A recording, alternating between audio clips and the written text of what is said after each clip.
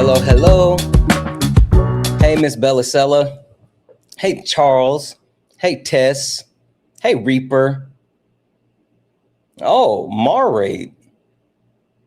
Who is Mar? I don't know who Mar is, but welcome in, I guess, Marraid. Welcome in,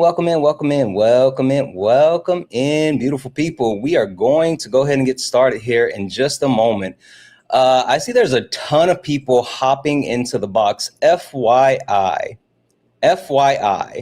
for all the people that's in the request, this is not sparring with Santana. We are not debating. This is not a debate. This is Late Nights with Santana. This is our panel discussion, our community panel discussion. So if you are interested in joining the community panel discussion, you can go ahead and get in here and we can have the conversation. But FYI, this is not about debating. So with that being said, tap the screen, share the live, send your daily heart me. It's only one coin. It will boost the live and push us out to the FYP. We are going to go ahead and get started here. So let's start here. We were supposed to be having a conversation around intersectionality this week, right? That was supposed to be the topic for Late Nights this week. But there was something super interesting that happened. There was an actual conversation where we realized as our community as a whole, yeah, I know, our community as a whole lacked the understanding of a few different things. And even more, our community as a whole, for some reason, we're having a hard time dealing with a couple of different things. The understanding of how these different these different systems disenfranchise people of marginalized communities. We're having a hard time understanding racism. We're having a hard time understanding sexism. We're having a hard time understanding ableism. We're having a hard time understanding queerphobia. We're having a hard time understanding a multitude of things where we in our community actually pride ourselves on actually engaging in the protections of marginalized communities. And since we say that we actually engage in protections of marginalized communities, we have to ensure that we know when we're being harmful. That's really important. So, like I said earlier, this isn't a call out. This is a call in for our community. It's something that I think is super important. So the topic for this week is person to person, where's the humanity? And when we talk about person to person, where's the humanity? There's a couple of different things that we're going to be talking about. First and foremost, it's breaking down isms and phobias. So those things that we just talked about, racism, sexism, classism, homophobia, transphobia, all of that. Guys, I already said welcome in, Marraid. You guys can stop spamming that, especially Sam. Like I've already acknowledged the raid. We're good. Welcome in, Marraid. Anyway, breaking down the isms and also the phobias. Those are a huge thing, right? Next, we will be talking about language of inhumanity. What are the terminologies? What are the words? Things that a lot of people may not know, things that a lot of people may not understand, all of those different things. We absolutely have to break those things down. Next, we're talking eye for an eye and we're all harmed. What does that mean? That means that we have to understand what are those things that are in place that are weaponized and used that will harm people, and in a lot of sense, harm people that don't even know they're going to be harmed. And last but not least, you guys know how we do on night four. Night four is all about ensuring that we have a path forward. And that path forward, back to the future. We're going to take a look at the past and see how the past actually affects the future. That's what we're going to do. So with that being said, if you don't mind, keep tapping the screen, share the live, send your daily heart me. It's only one coin. It will boost the live and push us out to the FYP. This is a panel discussion. So if anyone is interested in actually joining the panel, you can do so. We're going to go ahead and get you up here. But before we do, you guys know what we do. Let's get it started. Yeah, this ain't your regular panel. Nah, we speak the truth. Late Nights with Santana and Mama Jones watching. Better keep it clean. Let's go! Late nights, truth in the convo. Everybody get a seat at the table. From the block to the books, we mindful. No screaming, just dreams and the Bible. One mic, one voice, we build bridges from the heart of the hood to the world's big issues. Politics, pay, different cultures. But the real ones listen before they rebuttal. Late nights with Santana. Yeah, Mama Jones watching, so keep it grown. Ain't about flexing, this is purpose zone. Santana, hold it steady when it might get hot. But we ain't here to fight, we here to connect the dots. Yeah. Late nights with Santana. You already knew. Late nights with Santana. Late nights, no static. No highlight reel, just the soul's reflection. No shade throwing, just connection.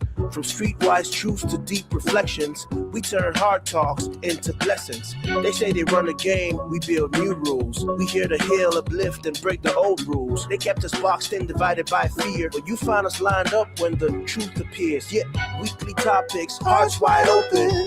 No judgment, just motion. Real ones are talking, no cussing. Cause Mama Jones still watching, no fronting. Yeah, late nights with Santana. You already knew. Late nights with Santana. Late nights, no static. Yeah, Mama Jones watching, so keep it grown. Ain't about flexing, this is purpose zone. Santana, hold it steady when it might get hot. But we ain't here to fight, we here to connect the dots. Mama Jones watching, so keep it grown. Ain't about flexing, this is purpose zone. Santana, hold it steady when it might get hot. But we ain't here to fight, we here to connect the dots. Weekly topics, hearts wide open. No judgment, just motion. Real ones are talking, no cussing. Cause Mama Jones still watching, no fronting. Yeah, late nights with Santana. You already knew. Late nights with Santana. Late nights with Santana. You already knew. Late nights with Santana. Late nights. Late nights with Santana. You already knew. Late nights with Santana. Late nights. Guys, welcome in. This is Late Nights with Santana, and FYI, guys, this is not a debate. This is not a debate. Just FYI, I need to make sure you guys know this is not a debate. This is a panel discussion. This is a conversation. Where we will be dealing with the things that we absolutely have to talk about within our community. First and foremost, we start with breaking down the isms and phobias. Listen, I always start the conversation by saying this is a safe and friendly community. We don't do any of the isms, racism, sexism, classism. We don't do any of the phobias, homophobia, transphobia, any of that. But I think that a lot of people may hear me say those things and not fully understand what that means. So we're going to be taking a look at all of the isms and phobias that actually affect our society, affect us as a whole, and even more than that, those things that are used to marginalize communities. Yeah, I said it that way on purpose. Next, we're taking a look at language of inhumanity. A lot of people may be confused as far as why there are certain words that you shouldn't just say. One thing that I call out all the time is when I have people on the platform and on the live, I tell people, I say, hey, don't say the DUMB word, that's ableism. And a lot of people don't understand it. Some people push back on it, but we have to talk about why those terms are dehumanizing. Because we know for a fact that people shouldn't be saying the R slur, but there's a lot of people just like, oh, I'm going to say it because I want to. People shouldn't be saying the N word. But they drop it all the time. We're going to take a look at those different harmful terms, that language of inhumanity that continues to harm so many communities. Next, we have eye for an eye, all are harmed. A lot of people think that just because they're not a part of certain communities that are being disenfranchised, that are being marginalized, that are being harmed, that they are absolved of any type of negative impact. And that's not true. That's literally not true. Any and everyone can be impacted, and any and everyone will be impacted, because this is something that is wide reaching. We'll talk about that. And last but not least, Back to the Future. Back to the Future, one thing that I've been talking about a lot is the way that the history of the United States has continued to go in somewhat of a cycle. It's a history that has perpetuated harm and a history that has continued to negatively impact people on a multitude of levels. And I think one thing that we need to do is understand those cycles and the history of those cycles, and how do we break them? How do we break those cycles? How do we push forward? How do we look to actually change course and become better as a whole? Now, the one thing that I want to make sure that I encourage is participation. Participation is absolutely needed. Participation is absolutely needed. And when I say participation is absolutely needed, I mean participation is absolutely needed in the sense of I want to hear from people that are a part of these communities. So this is your chance. Come up, come up, come up, come up.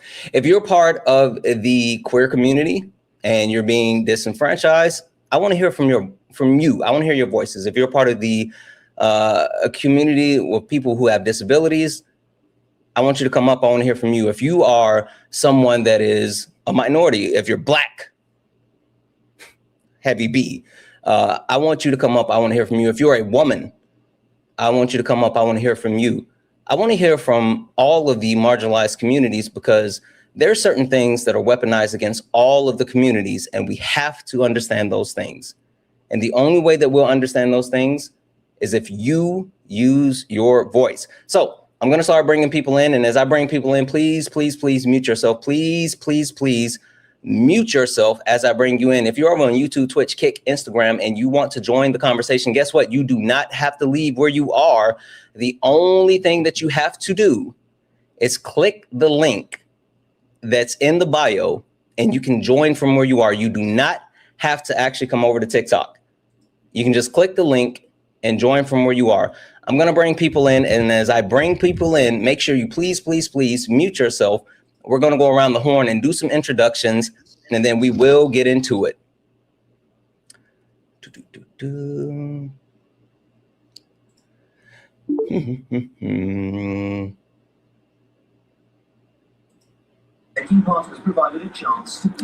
Jim, I'm going to mute you because you have some sound coming from over there, okay? Got it. Thanks. Thank you. Let's get Jim on the screen over here. And guys, as we get this set up, please continue to tap the screen, share the live, send your daily heart. It's only one coin. It will boost the live and push us out to the FYP. Share the live maybe once or twice, that will help boost the live. But more than sharing the live, please, please, please share it to your stories and share it to your FYP. All right, we got Jim here. I just got to correct this just a little bit. All right, we're going to go around the horn and do a quick introduction. And then once we do the quick introduction, we will get into these conversations. Nexus, hi, how are you? Hi, I'm good. How are you? Good, good, good. Nexus, can you tell me, are you a part of any marginalized community? And if so, which one? Yeah, so I'm a part of the LGBTQIA+, and then also I'm autistic. Okay. All right. Perfect. Perfect. Hold tight. Give me a second. Blue Barbie. Hello. What's up, Santana? How are you? Good, good, good. Blue Barbie, for the people who may not know, can you tell, I'll ask the question straight up. Blue Barbie, are you a part of any marginalized communities? And if so, which ones? Well, I am part of the LGBTQIA+ community. I am, now here's the thing. I'm still I'm still going through like the discovering of who I am, but I am non-binary. I would consider myself non-binary. I'm still confused about my sexuality, and like it's still like it's so complicated, and I'm still trying to figure things out. But but I will mention that I do have autism, and I have obsessive compulsive disorder. Okay. All right. Perfect. Perfect. Give me a second here. Unicorn, how are you? Good. Good, good, good. Unicorn, are you a part of any marginalized communities? And if so, which ones?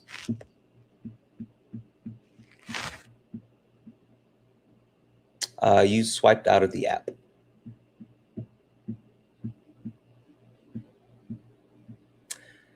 Unicorn, you have to come back into the app. Unicorn going once. Unicorn going twice. All right, we're gonna go ahead and get you out of here.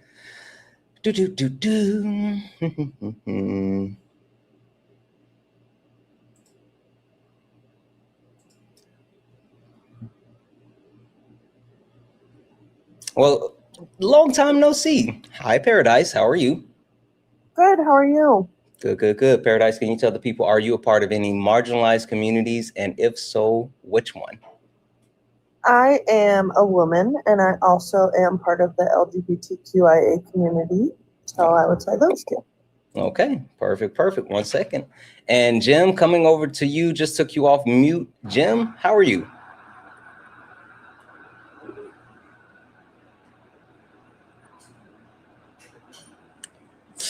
Jim, over on the YouTubes, how are you? Oh. Good. Paradise, can you tell the people, are you a part of any marginalized communities? I am a woman, and I also Jim? am part of the LGBTQIA community. So I would say those Okay. two. 1 second. And Jim, I'm gonna mute you. One, I need you to I think you may be listening somewhere else instead of where you're talking to me on. I need you to turn the volume down on that thing, or your TV, your computer, whatever that may be. And then that way, one, whenever you come off mute, we won't hear you in the background. But two, you have to come over here and talk to us here. I'm sure there's a little bit of a delay, so I will come back to you in just 2 seconds. What I will say, guys, for all the people that are here, please, please, please continue to tap the screen, share the live, send your daily heart me. It's only 1 coin. It will boost the live and push us out to the FYP. This is Late Nights with Santana, and that means any and everyone is welcome. This is not a debate. I do want to preference that. This is not a debate. This is a panel discussion that's available for each and every person. And this week, we were supposed to be dealing with intersectionality.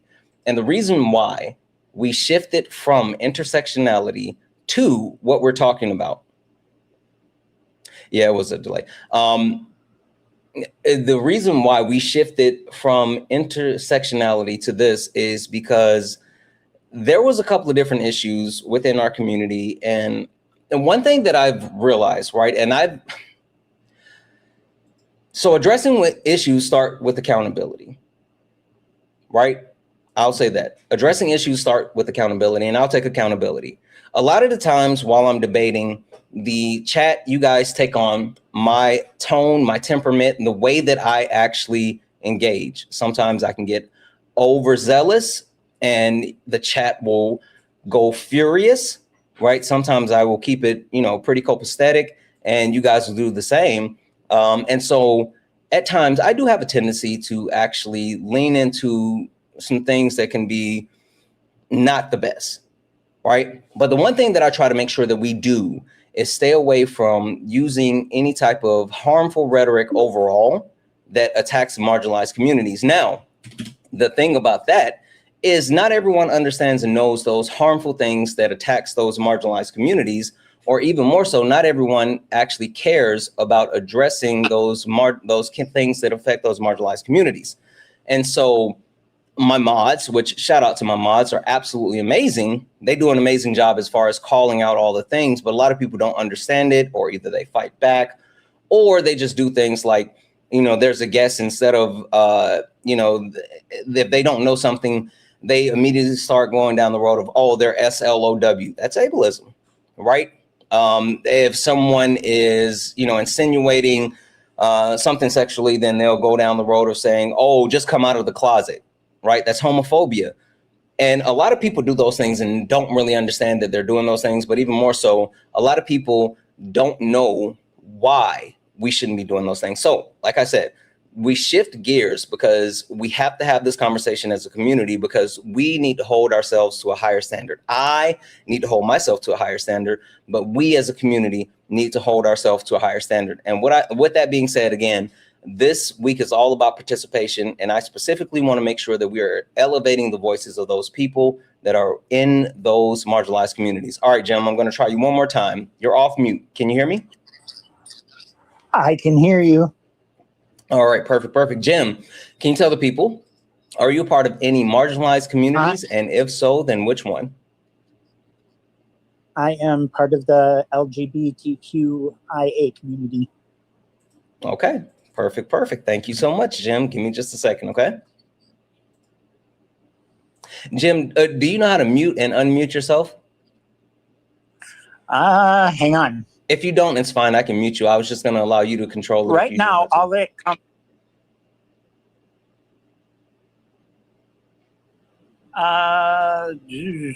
That's okay. I'll mute you for now. All right, guys. You're going to have to do it. We're going to get into this conversation. And please feel free to join up and add to the conversation. Before we get started, I do want to remind people, guys, please, for the people on the panel, be mindful of TikTok friendly language. What does that mean? That means using words like pew pew, unalive, C19, mustache man, those types of words that will not only protect your TikTok, but it will protect the live. Also, I do want to remind people that this is a safe and friendly community. What does that mean? That means that we don't deal with any of the isms, racism, sexism, classism. We also don't do any of the phobias, homophobia, transphobia, none of that. We don't play that on the panel nor in the chat. Except this week, we're going to be addressing those things head on. But chat, please, do not use caps. Caps are for mods. It will draw my attention away from the panel and to the chat.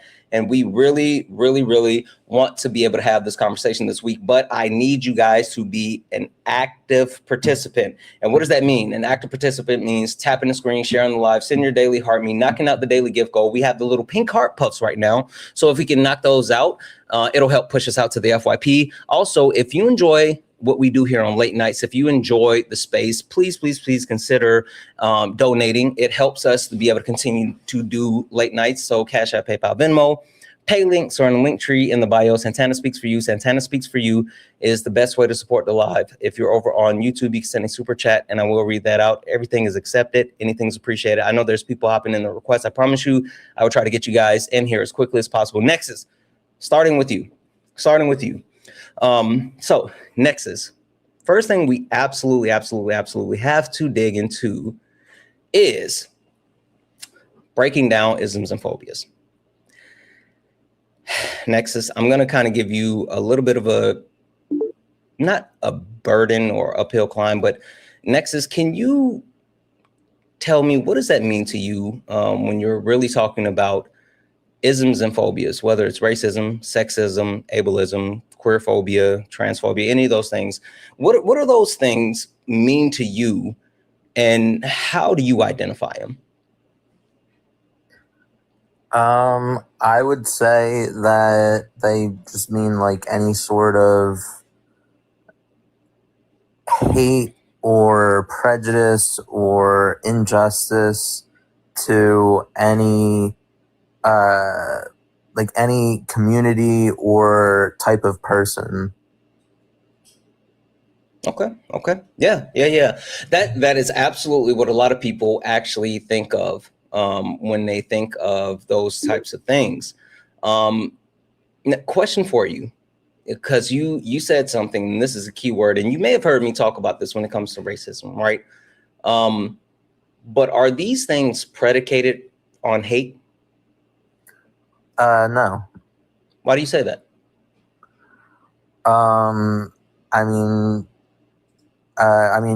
you've talked about before how you can be racist without actually hating another race. Yeah, absolutely. One thing that I want to call out is like these systems and these phobias are set to, and I've said this a million times, but you're going to continue to hear me say it, marginalize other people. It's meant to actually continue to, as Sala would say, put people in a hierarchy and classify them within a hierarchy. The reason why racism or sexism or ableism or queerphobia, the reason why these things exist is to continue to say that these people with these characteristics are less than, and so there is a hierarchy, a power structure, and since they don't meet the standard, the default standard, then they are less than. And then this actually exists in a multitude of ways. Next, as you said that you are part of the queer community, right? Yeah, I said I'm a part of the queer community and I'm also autistic. Got it. with being a part of the queer community, is there a hierarchy within the queer community that you know of?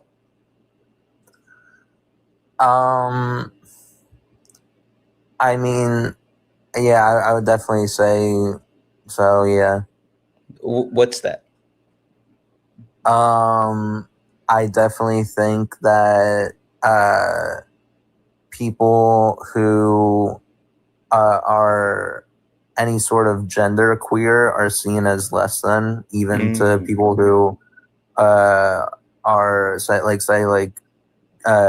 people who are gay. Like maybe a week ago, I was in Ari's live stream, and she was actually might have been a little longer than a week ago, but she was debating a gay man who was transphobic.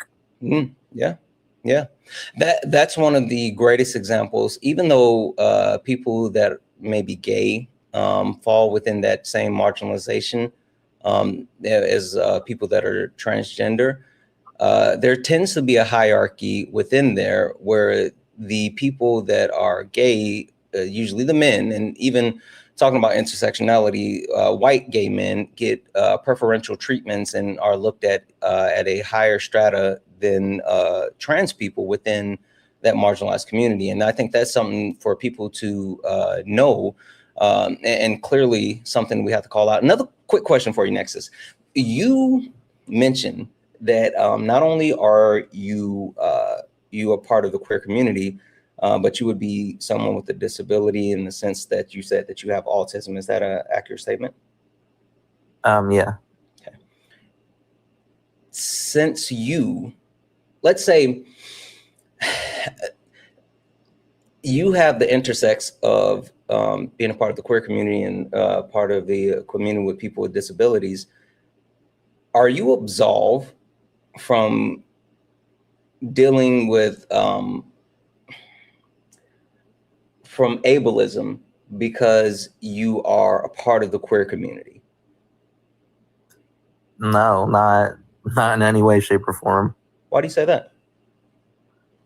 Because they're like, just because someone knows that I'm also queer doesn't mean that if they know I'm autistic, they won't make fun of me for it.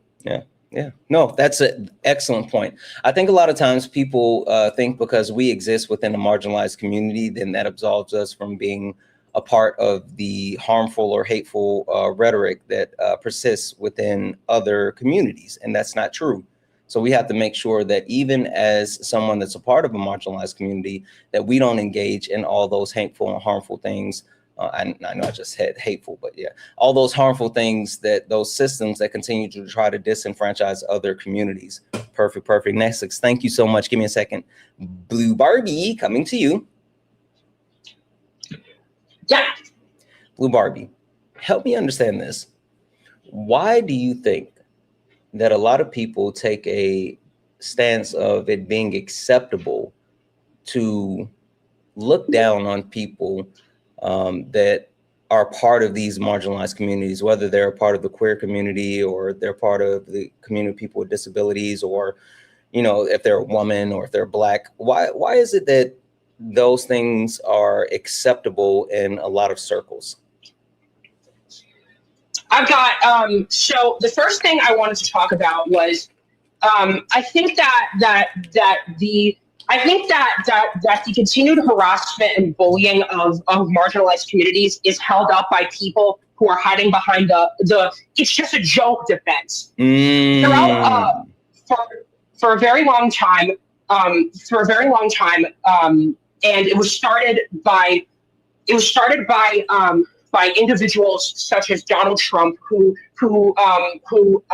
as I'm sure you're familiar, one of the reasons why people voted for Donald Trump in 2016 was he said, oh, well, he says things that everyone else is too afraid to say, or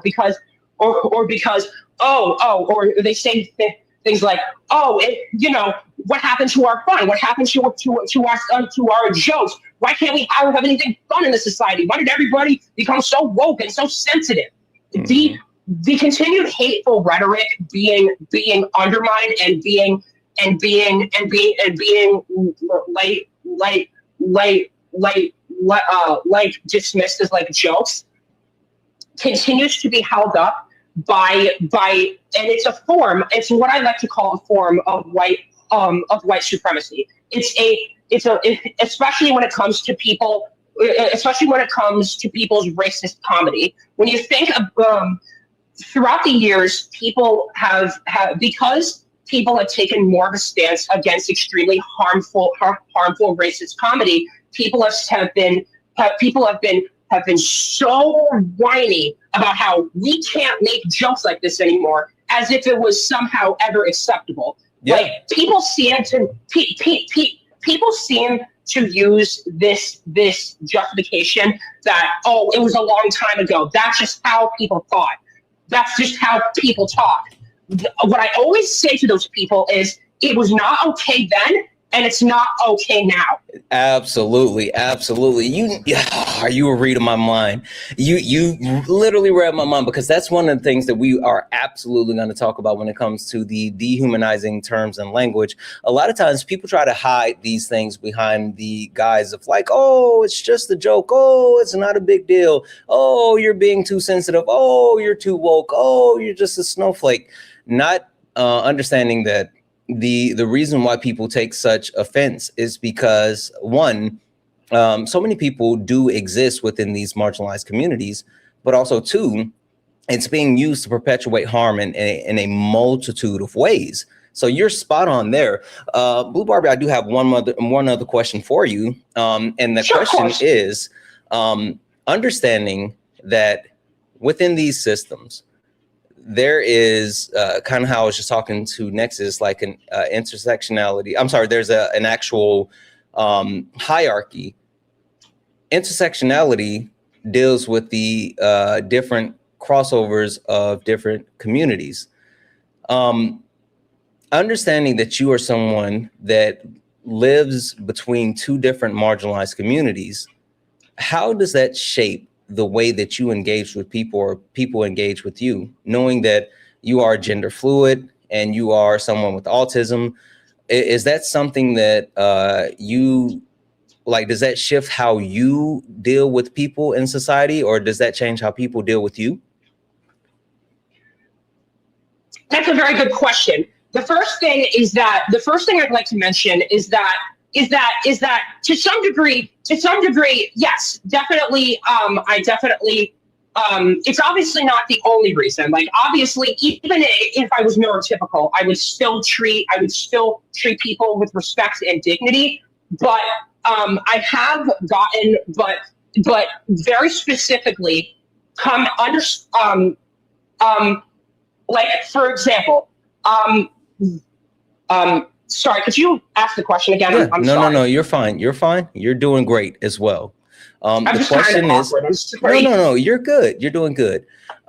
Being that you're someone that belongs to multiple marginalized communities, do you deal with people in the world differently, or do people deal with you differently since you belong to not just one, but two marginalized communities? I would like to specifically talk about the part of me having autism, and I would also like to mention my brother, because my mom's told me about it, and because my mom has told me about it, and I've seen it, and I've seen people treat my brother like this. In case you're not familiar, I have a brother who has autism and has an intellectual disability. And my mom has told me about how mean people are to him in public. My brother has had people that have given him weird looks. People who have scolded my mom if he's having a hard time, telling him to control him and accusing my mom of being a bad parent. There was one incident last year where my mom and my brother went into a Stu Leonard's, and my brother was stimming. In case you aren't familiar with stimming is a way that people with autism, they move their body in like a certain way, or they make certain sounds to express themselves. and there was one separate incident where in that Stu Leonard's, my brother was I think he was like excited about something, and he was stimming, and a guy in the security guard yelled at him. Like he started getting frustrated with him, and he yelled at him. And I was extremely mad. I was angry on behalf of my brother because seeing people treat him like that just breaks my heart. Yeah. Now, on behalf of myself, I have a specific stim in terms of my anxiety that is caused by either sensory things around me, or maybe I'm like anxious in public. Sometimes I will wave my hand excessively to either say hi to people, or sometimes I'll start getting awkward. And I've had people give me weird looks. I've had people get angry at me. There was this one time where I was picking up takeout in a restaurant, and there were a lot of people in there, so I started getting anxious, and I was waving at someone, and he got up and he yelled at me. Yeah. And that was a very traumatizing experience. Yeah. No, I'm sorry to hear that. I like the thing that that I find that a lot of people have to deal with is not necessarily how they approach society, but how society approaches them, right? More so the idea that you have to conform to some type of standard in order to just be normally or accepted into quote unquote normal society. And there's some type of idea that there's not enough room for people that may be a part of marginalized communities. It's super interesting, but a lot of times, like I said, you do see the other, like society as a whole, demanding that people conform to society versus society being accepting of these other marginalized communities. That's why you see a lot of people who are forced into engaging in things such as masking, which is super harmful. So perfect. Give me a second. Masking was actually I'm sorry, go ahead. Masking was actually something that I went through during when I was in high school. I went through a phase of masking where I was sometimes having mental breakdowns at school. So sometimes I would hide that everything was okay because people would be giving me weird looks, and I also started to notice that people didn't want to be my friend because they thought that something was wrong with me. And that really hurt. It hurt way more. I remember this one time I was at school and I was really scared, and I slammed my fist on the table and said shut up because because I was getting really upset. And then this kid yelled in a sarcastic voice, "Watch your language!" And then everyone started giggling. Yeah, and that was a really humiliating experience. Yeah, I definitely understand, and I think that a lot of people don't understand those impacts that those types of things have on people who live within those marginalized communities. And so I think that's a great call out. Thank you, Blue Barbie. Give me a second here, okay? Sure, of course. All right, Paradise. Oh, Paradise, you are out for a second. Oh. Are you good? If you need a second, I can try to. Yeah, I'm here. Okay. Paradise. Perfect. All right. Coming to you. We're still dealing with the overall premise behind breaking down isms and phobias, right? And we kind of talked about the different forms of isms and phobias. We talked about the intersectionality of those isms and phobias. But the one thing that a lot of people don't talk about is the way that marginalized communities are told to address those isms and phobias. You know, I know me being a part of, the Black community, I've been told that if I don't talk about racism, then racism will go away, right? That's the reason why it won't go away is because I won't stop talking about it. I've heard people say this about, the queer community when it comes to like religion, that they can just pray the gay away, right? Why is it that society tends to tell these people who are affected within these marginalized communities that they should just be quiet about the negative impacts of their marginalization, and it will make things better? I think that so much in society we run off of this premise of out of sight, out of mind kind of thing, where you don't have to face your own issues that you bring into the world as far as any isms or your play in the capitalist society and your play with white supremacy and those sort of things. If you don't talk about it and you don't, then the unmarginalized community doesn't have to deal with the uncomfortability, and nobody has to kind of look inwards to face their things that they need to work on. So I think that that's where a lot of the silencing comes from. I also think that oftentimes it's the talk of everything being, everyone's too sensitive, you know? And that, like how Blue Barbie was saying, like, it's just a joke, it's just this, it's that, where instead of really looking on into the harm that you're causing, it's more of just a, well, that's just how life is kind of thing. Yeah. What does that do to people that live within those marginalized communities? Like, what does it do to tell a queer person that they need to shrink themselves in order to fit into society, or tell a woman that you need to shrink yourself to fit inside of society? How does that affect people that live within those marginalized communities? I mean, it can cause harm in so many different ways depending on who you are as a person. I mean, we don't need to talk about like the unaliving in the queer community and things of that sort, where where people feel as there is no other option or there's no way out, which is why I think like conversations like these and communities like yours are so special and so important, because I do think that a lot of people come here and they feel like they are at home and they can learn and find people of like-minded kind of things to help them work through it. But when you go to silencing, you take out the community aspect of it as well.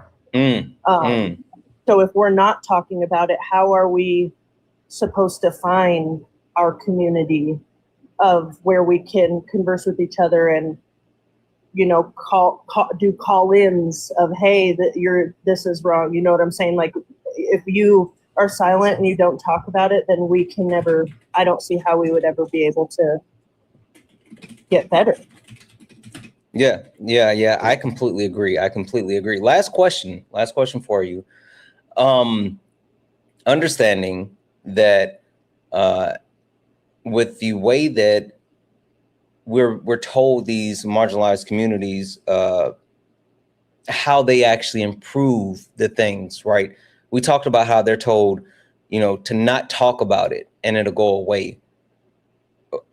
For you and your marginalizations, what do you think has been some of the most helpful things for you to grow as a person within your marginalization without taking away from who you are?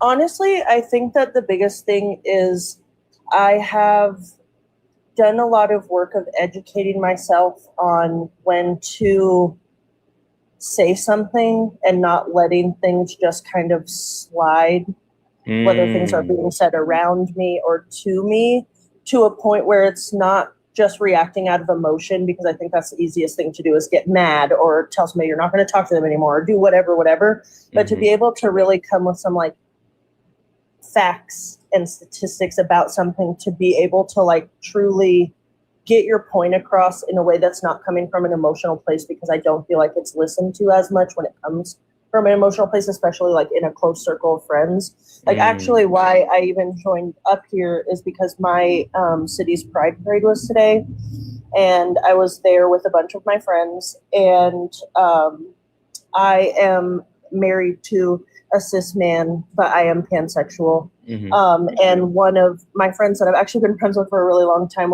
said, like, quote unquote, like, you're not really a part of the community anymore. Wow. So it was something like I took a second because I felt like I immediately wanted to just, like kind of while out about it. But I think that that's such a common view, and it's something I have heard before, but I haven't really heard someone in my, immediate circle feel that way. So it's also hard to think that the people that you're closest to feel that way about you. And I think that people that have proximity to any marginalized group get a sense of comfortability about what they can say, because it's like, oh, well, I'm friends with you, so I can't possibly have this sort of ism.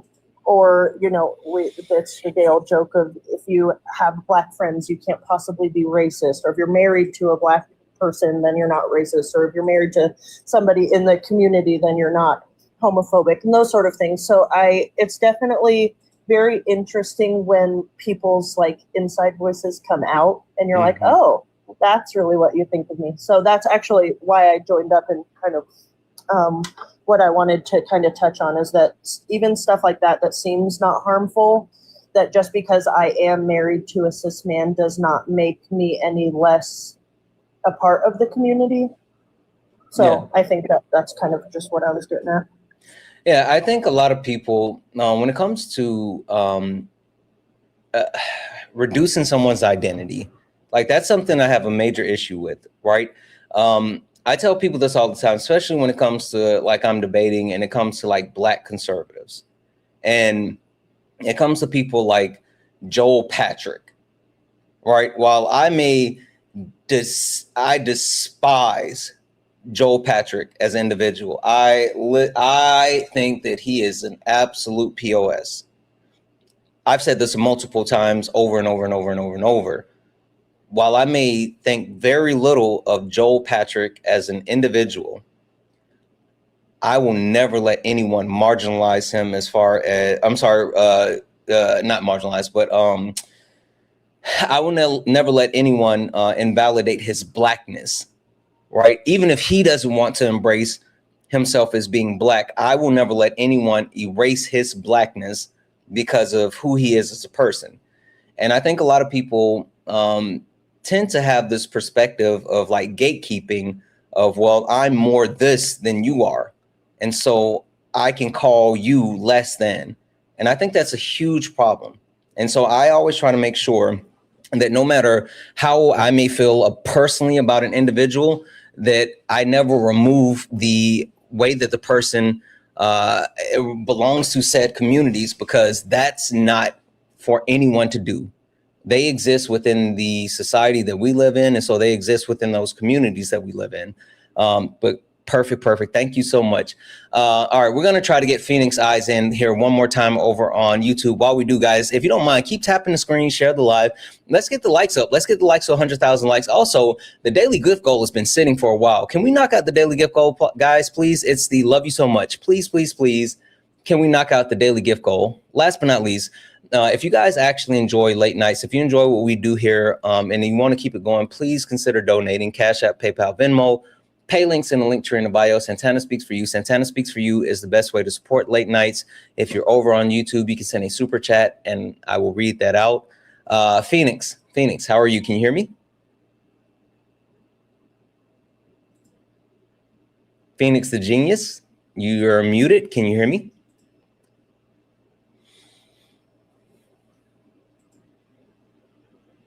Phoenix, you have to unmute yourself because I don't have you muted on my side. Phoenix going once. Phoenix going twice. All right, Phoenix, I'm going to have to drop you down. I saw that I see you're glitching. I know you said that you're glitching. You're up here. Wait, you're off mute now. Can you try to say something?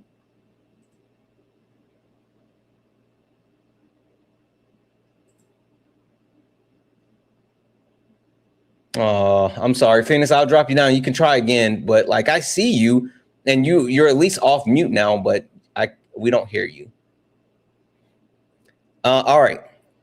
I'm going to start bringing more people in here in just a moment. So if you're interested in joining the conversation, if you're interested in joining the panel, please go ahead and request up. We will be getting more people in here in just a moment. But before we do, I just want to go around the panel real quick. One quick question before I drop you guys down. And Nexus, I'm starting with you.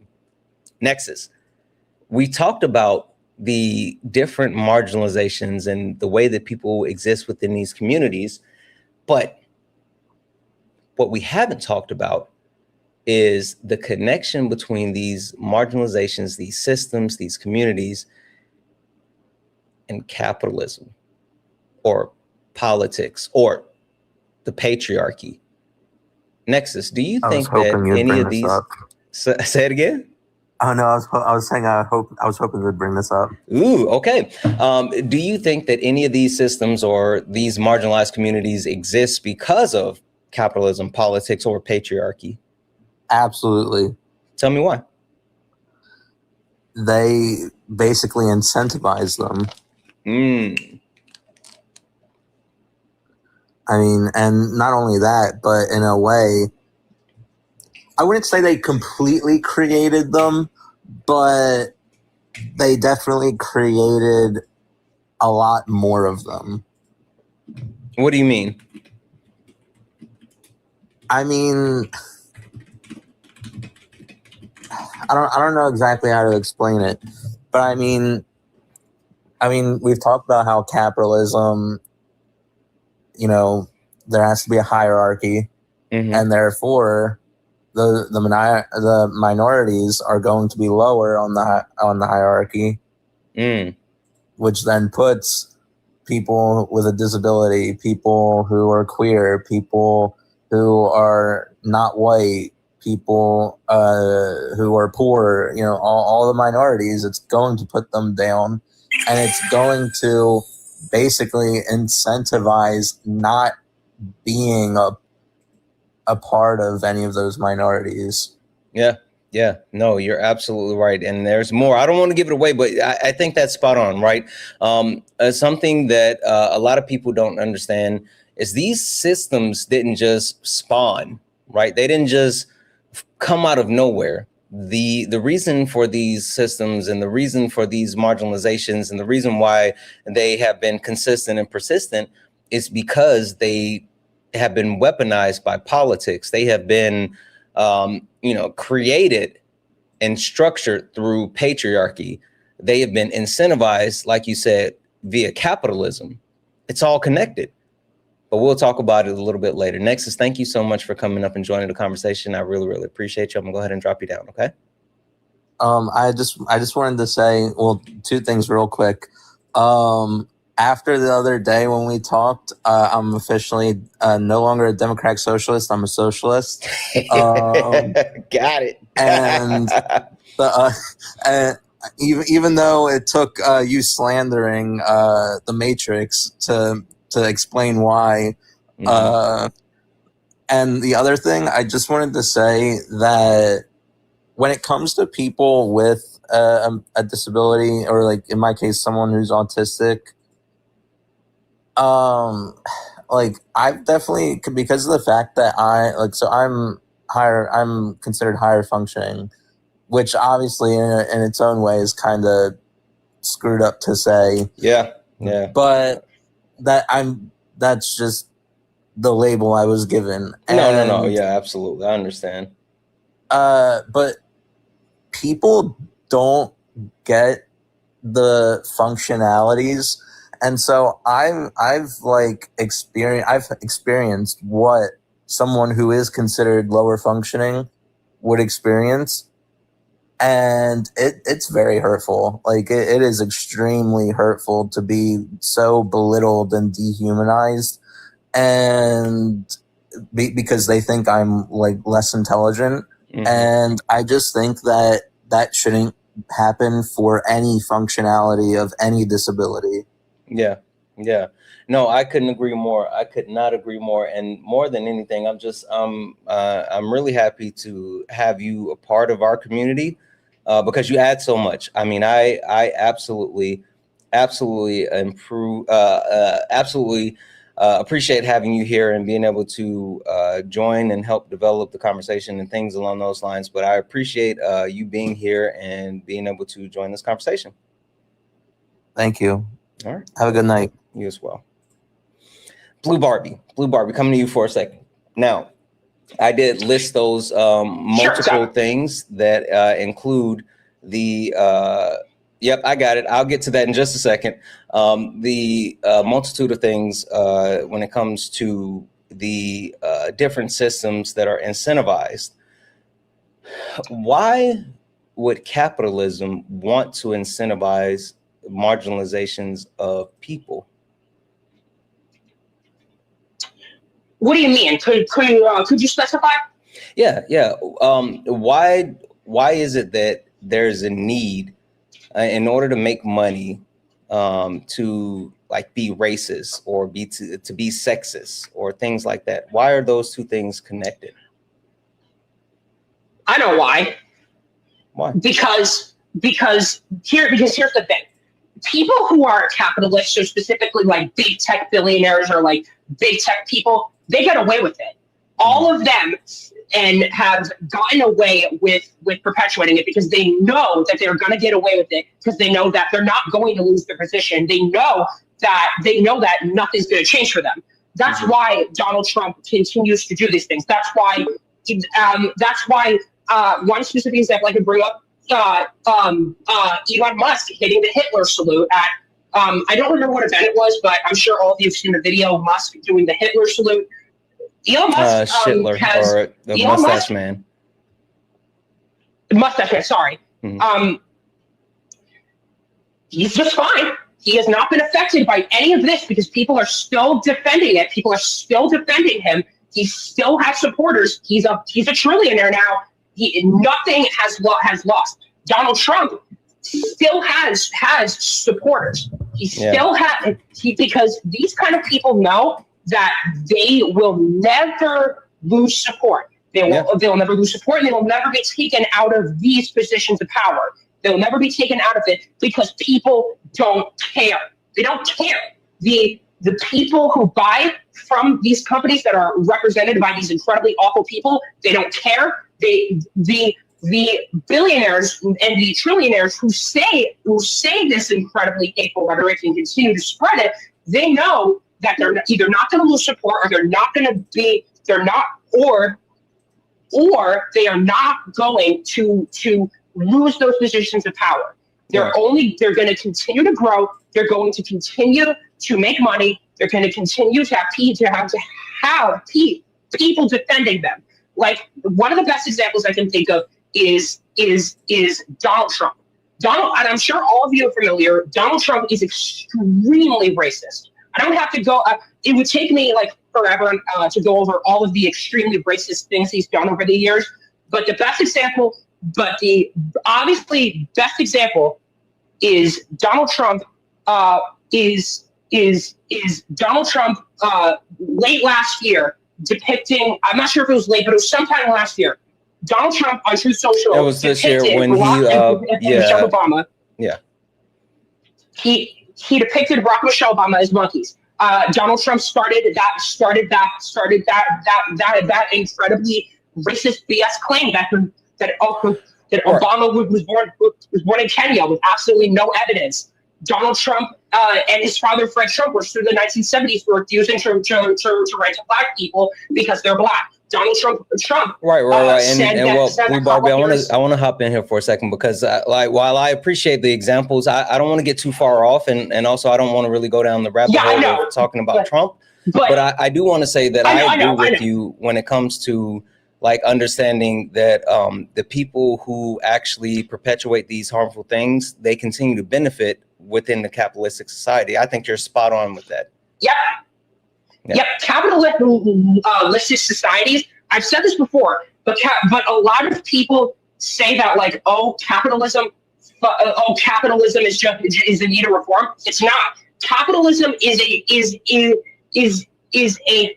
a very specific and an intentional system. Yep. It's not like a system that was made. It's not a system that that is all flawed and in need of reform. No, it was a system made to continue to make people suffer. Yep, To make anyone that couldn't agree more, and that's why isn't white isn't the top 1%. Right. They continue to benefit from it. Right, absolutely, and that's why we talk about the harms that it causes all the time. You're good. You're good. I'm gonna go ahead and drop you down, but thank you so much for coming up and joining the conversation this evening. And I appreciate you so much. Yeah. Bye, Santana. Have a good one. All right, guys, I'm going to start bringing people in and add additional people to the conversation. If you want to join this conversation, go ahead and hit the request button.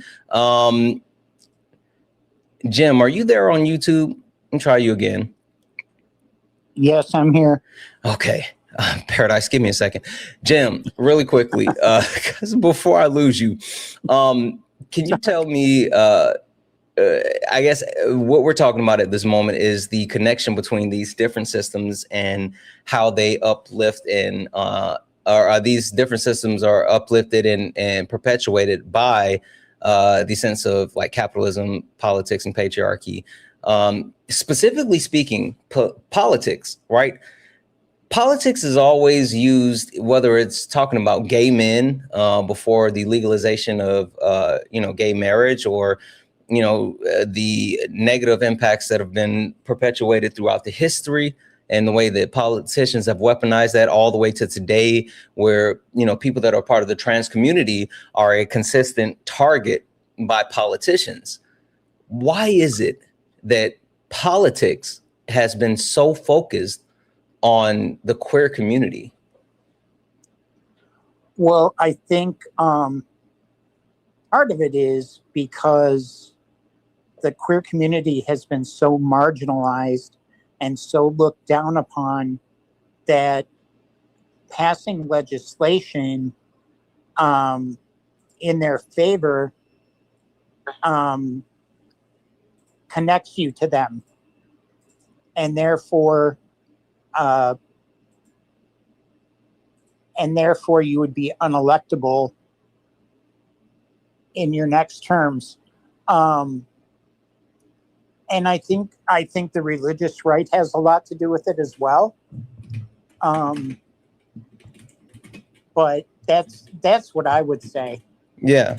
Well, and it's funny though, a lot of people tend to lean in on the position of it. Oh, it's the right. It's the right. But even if you take a look at when Barack Obama first got into office, the idea of legalizing gay marriage wasn't a popular thing, right? And so we can talk about the right, but it's more than just the right. I think it's politicians as a whole, just like I talk about like racism being weaponized by both sides of the political aisle. I think when you take a look at the weaponization, the harm that's being caused to the queer community, like you can point fingers at both sides, because I think it's intertwined with politics. I absolutely believe that. When I came up, actually, let's start when I came out. It was in the mid 80s, which is about 40 years ago. And in the middle of the AIDS epidemic. Mm-hmm. And the only politician that I knew that was openly gay was Tammy Baldwin from Wisconsin. Mm-hmm. But, and this might have some trigger warnings, so I don't want to, but I think it's really, really important that we remember that it was only 40 years ago when, if somebody got sick and was dying in the hospital and had been with somebody for 30 years, the person who was sick, their family could say, no, I don't want this person to visit. I don't want this person around them. And they had no choice. It was only 40 years ago that you could be fired for being gay. Mm-hmm. it was only 40 years ago that, you know, you could be murdered. Unalive. The murder. Unalive. Unalive. Unalive. Yep. Sorry about that. You're good. Unalived. And they would find your unaliver not guilty because their explanation for it was that you hit on them.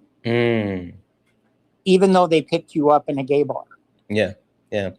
I think there's a lot to be said about that. And I think even more so when, like, the fact that you're able to put the term 40 years on it, I think it speaks to the fact that we're not so far away from not only because I feel like there's a lack of normalization of the multitude of communities today, but I think that highlights the villainization and the open villainization of these communities, the way that the transgender community is in the public eye and has a target on them today is a way that they've actually targeted other communities in the past. That's why I don't understand when people that belong to other marginalized communities don't stand with people that are in the transgender community, because it's not like we're special or we're that far away. It's just that now the ire is being placed on a different marginalized community, and it's going to wrap back around. I've never understood anyone who doesn't align with other marginalized communities while being in a marginalized community. Yeah. Do you know that there were over 1,000 bills brought up this year or in the past 12 months that were anti-LGBTQ? Oh, yeah. Yeah, no, it's been even more rampant lately.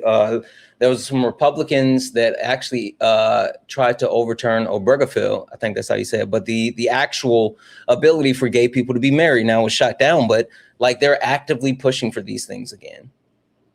Yes, absolutely. And that's why I think it's important that people remember that only 40 years ago, I mean, this is what we were going through.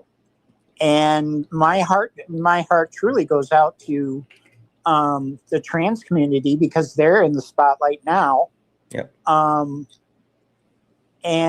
But you know, I think too that it's really important that we we elect people who are willing to take the bullet or die on the hill, whatever, for us. You're saying all the words, Jim. You're over on TikTok too. Oh, sorry. Sorry about that. Mm-hmm. But I really, I just think that we need to remember how things used to be. Yeah. I was at one point, I worked in a gay bar. And at night after we closed, one of my duties was to take the cash bags and take them to the bank. Mm-hmm. So I walked out. There was a big parking lot there. I walked out and I was F-word bashed. Mm. And I know that's exactly what it was because they didn't even take the money bags. Mm. They didn't even take them. Wow. There happened to be two policemen in a car in the parking lot at the time, while these 5 guys were like beating the crap out of me. Oh, wow. They would not call EMS. They would not give me a ride to the hospital. I had to crawl almost a mile to the hospital so I could get help. Yeah. Yeah. Absolutely. That's horrible. That's horrible. And I'll say this, I think a lot of people don't understand how people within these marginalized communities, the way that they are negatively impacted and negatively harmed, and even like it's a constant struggle to just like actually live, not just to be accepted, but to be able to move through society on a day-to-day basis without losing your life. And a lot of people take that for granted if they're not a part of certain marginalized communities, but that's a real thing. But Jim, give me a second. I want to introduce the rest of the people on the panel and keep the conversation moving around, but hold tight for me just a moment. Okay.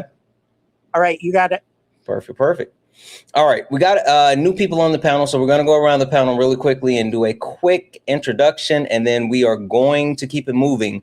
Paradise, if you're still here, you can come back up because you didn't get to like say your closing before you left. Oh, there you are. I don't know if you can come back up for a second, but you just left. You didn't get to. I didn't get to the last question. Maybe you had to leave or whatever the case may be. But if you can come back up for a second, you can come up. If you can. In the meantime, in between time, guys, please keep tapping the screen, share the live. The likes are moving super slow. I have no idea what's happening this evening, but let's get the likes up to 150,000 likes. And can we knock out the rosas? The rosas are the gift goal. And if you are in the request, I promise you I'm going to try to get people in as quickly as possible. We're circulating through. This is night 1 of a 4-night panel discussion. So we will be dealing with this topic throughout the rest of the week. So there will be plenty of opportunities for everyone to join. Last but not least, if you want to support the live, if you enjoy late nights, please consider donating. Cash App, PayPal, Venmo, pay links and link tree in the bio. Santana speaks for you.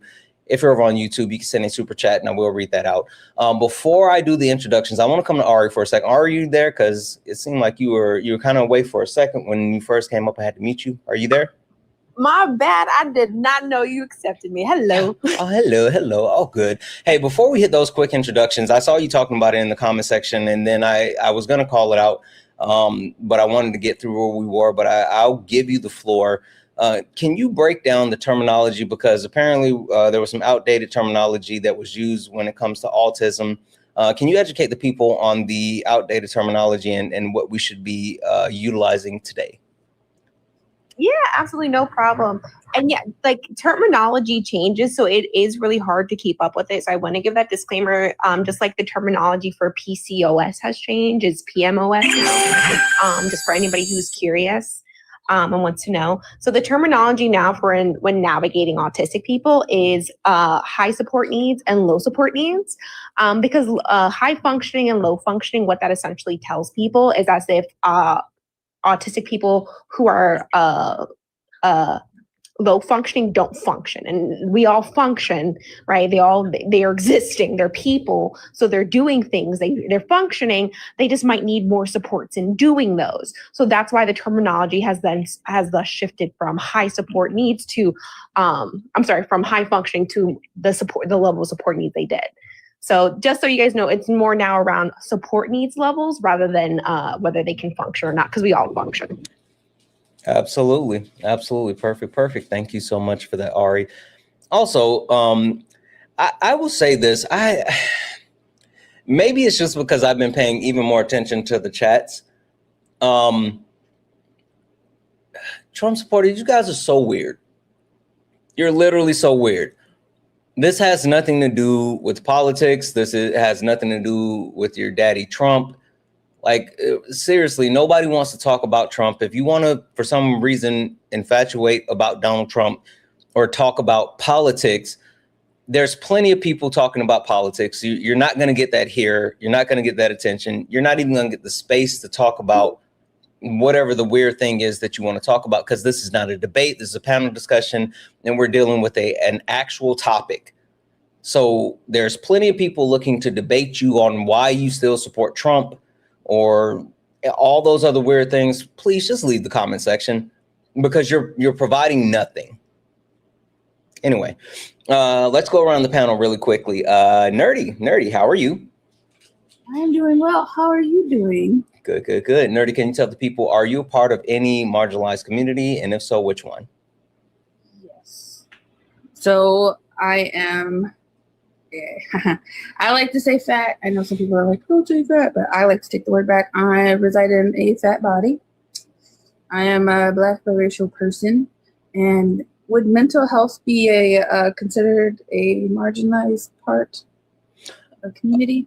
I think that understanding what actual aspect of mental health you're referring to, I know there's a lot of different people that deal with mental health issues. Like ADHD, OCD, PTSD.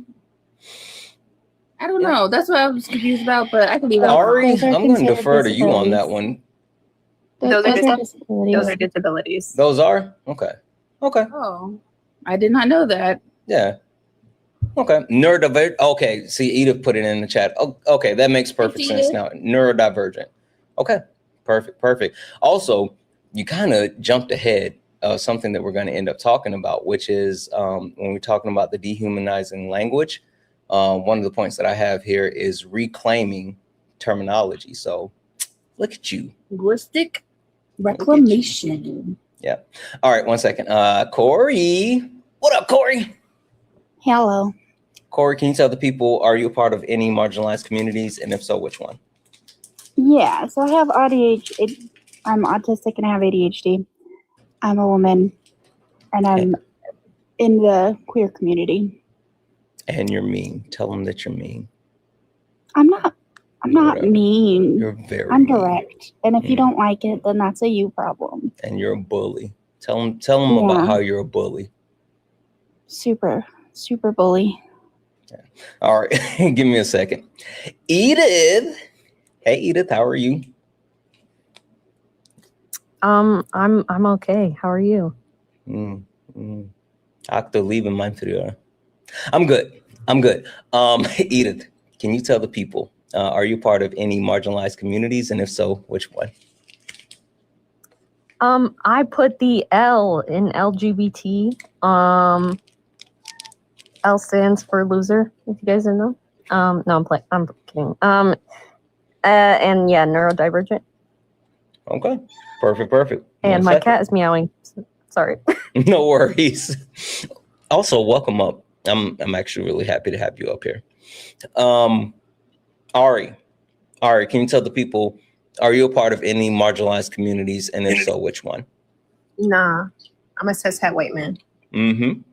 Look at you and all your privilege. Damn. No, Edith also. Language to both of you. This is late nights. Sorry. Oh, whoops. I didn't know. Sorry, Mama Jones. Edith started it. Edith is also an ethical op, so like that's also one of their marginalities, whatever that means. But I am a Black queer disabled woman. I have ADHD. And yeah, well, and it depends on how you look at it. Nationality is also an intersection. If we're talking about intersectionality, a lot of people don't consider. And so I reign from a colonized territory of Puerto Rico. Okay. Perfect. Ari, I'm going to lean on you for a second because I actually want to start with the second point that we have, which is we're going to talk about language of humanity. And when I talk about language of humanity, I talk about the way that people either intentionally or unintentionally use dehumanizing terms, right? A lot of times people don't know the history of the terms. They don't know the weaponization of the terms. Heck, sometimes they might not even know that they are using the terms because, to your point, language is ever changing, it's flowing, and a lot of people may not be up to date on said language. Ari, can you talk to me for a second about the way that certain terms have been weaponized against marginalized communities and made normal into our lexicon today? Yeah, so a while back, Solid and Santana hosted a live where Solid was talking about the structures that exist in terms of how our society functions. And so one of the words that rang true in this situation is, for those who go to Solid's live, you guys should know this, the cultural hedgehog hegemony, right? And the maintenance of the cultural hegemony, right? And so how these terms come into play is essentially it's a reinforcement of the status quo. We take these terms and we assign a symbol, a status alignment to these terms, and we assign it to individuals to reinforce their stature in society. So like the B word for women, right? Was notoriously, that was a word used for dogs because female dogs were notoriously difficult.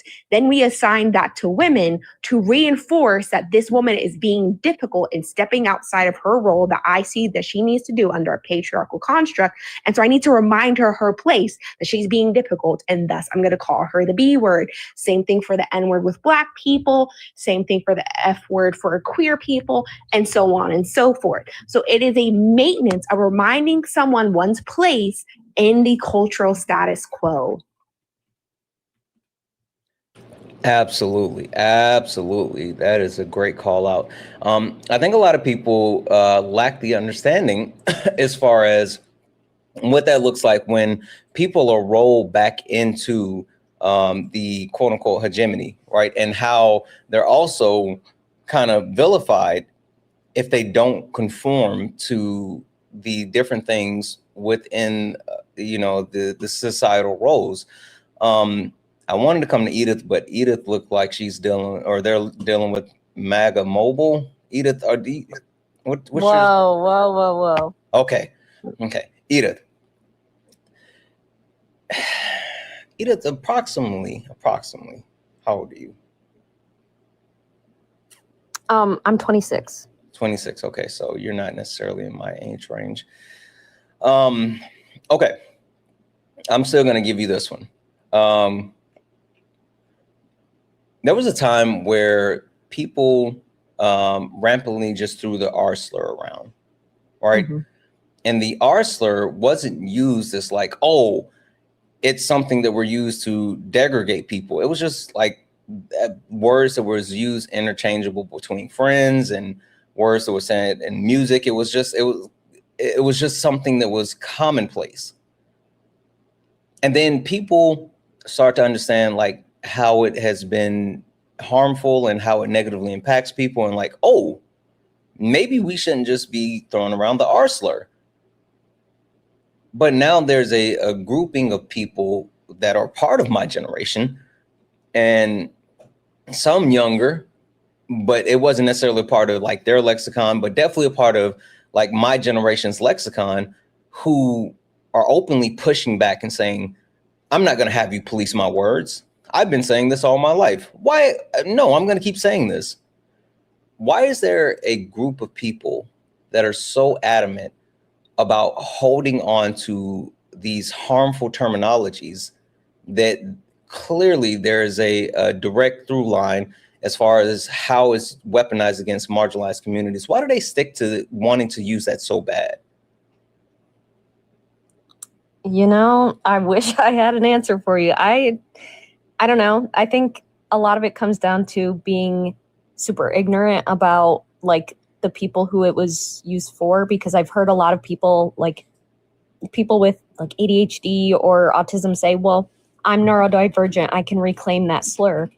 But when we actually like look at the group of people that it was initially like assigned to as like a medical term, it was for people who have very high needs, usually Down syndrome or but like one of the other like developmental, I don't know if the word is disorders, but like something where they have high needs. And so when we actually like look at who it was used for or medically diagnosed as that term, that wouldn't fit people who are currently out here running around using it and like saying like, oh, I can say it because I have ADHD,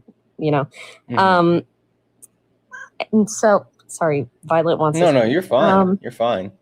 She's so loud.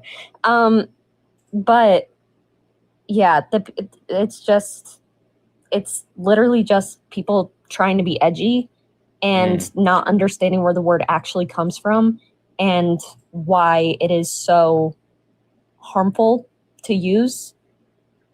Ari, please don't slander Violet in the chat. And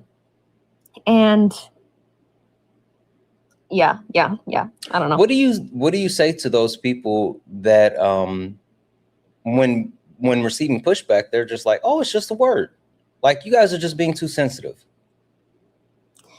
Yeah, I've heard that many a time, and for multiple different slurs. And yeah, I mean, maybe, but also at the end of the day, that word does harm people.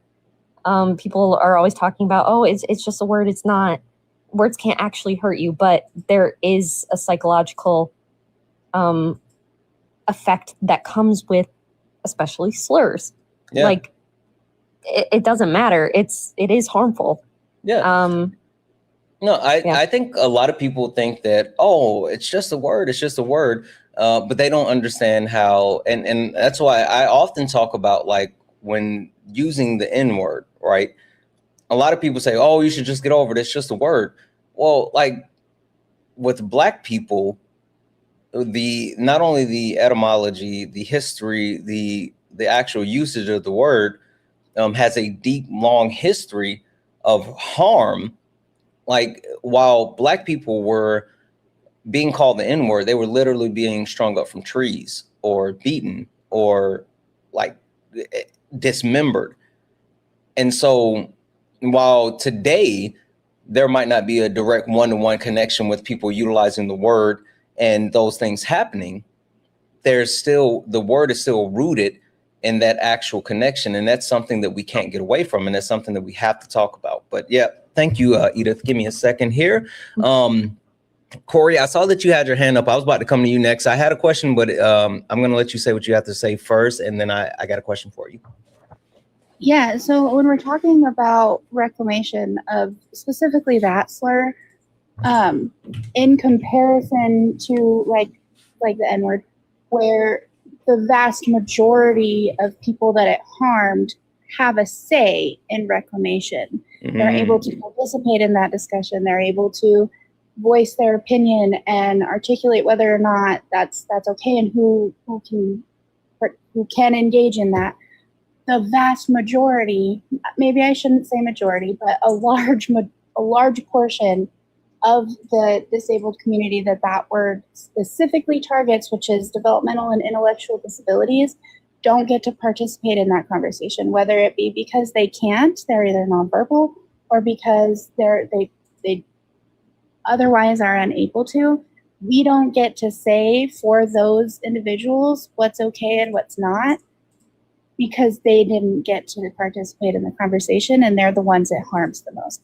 I'm an admin for adults with developmental disabilities, and still regularly on a daily basis, if I'm a little too excited, if I get a little bit too direct with anybody, people on a regular basis daily still ask me, did you take your meds today? Did you? So it's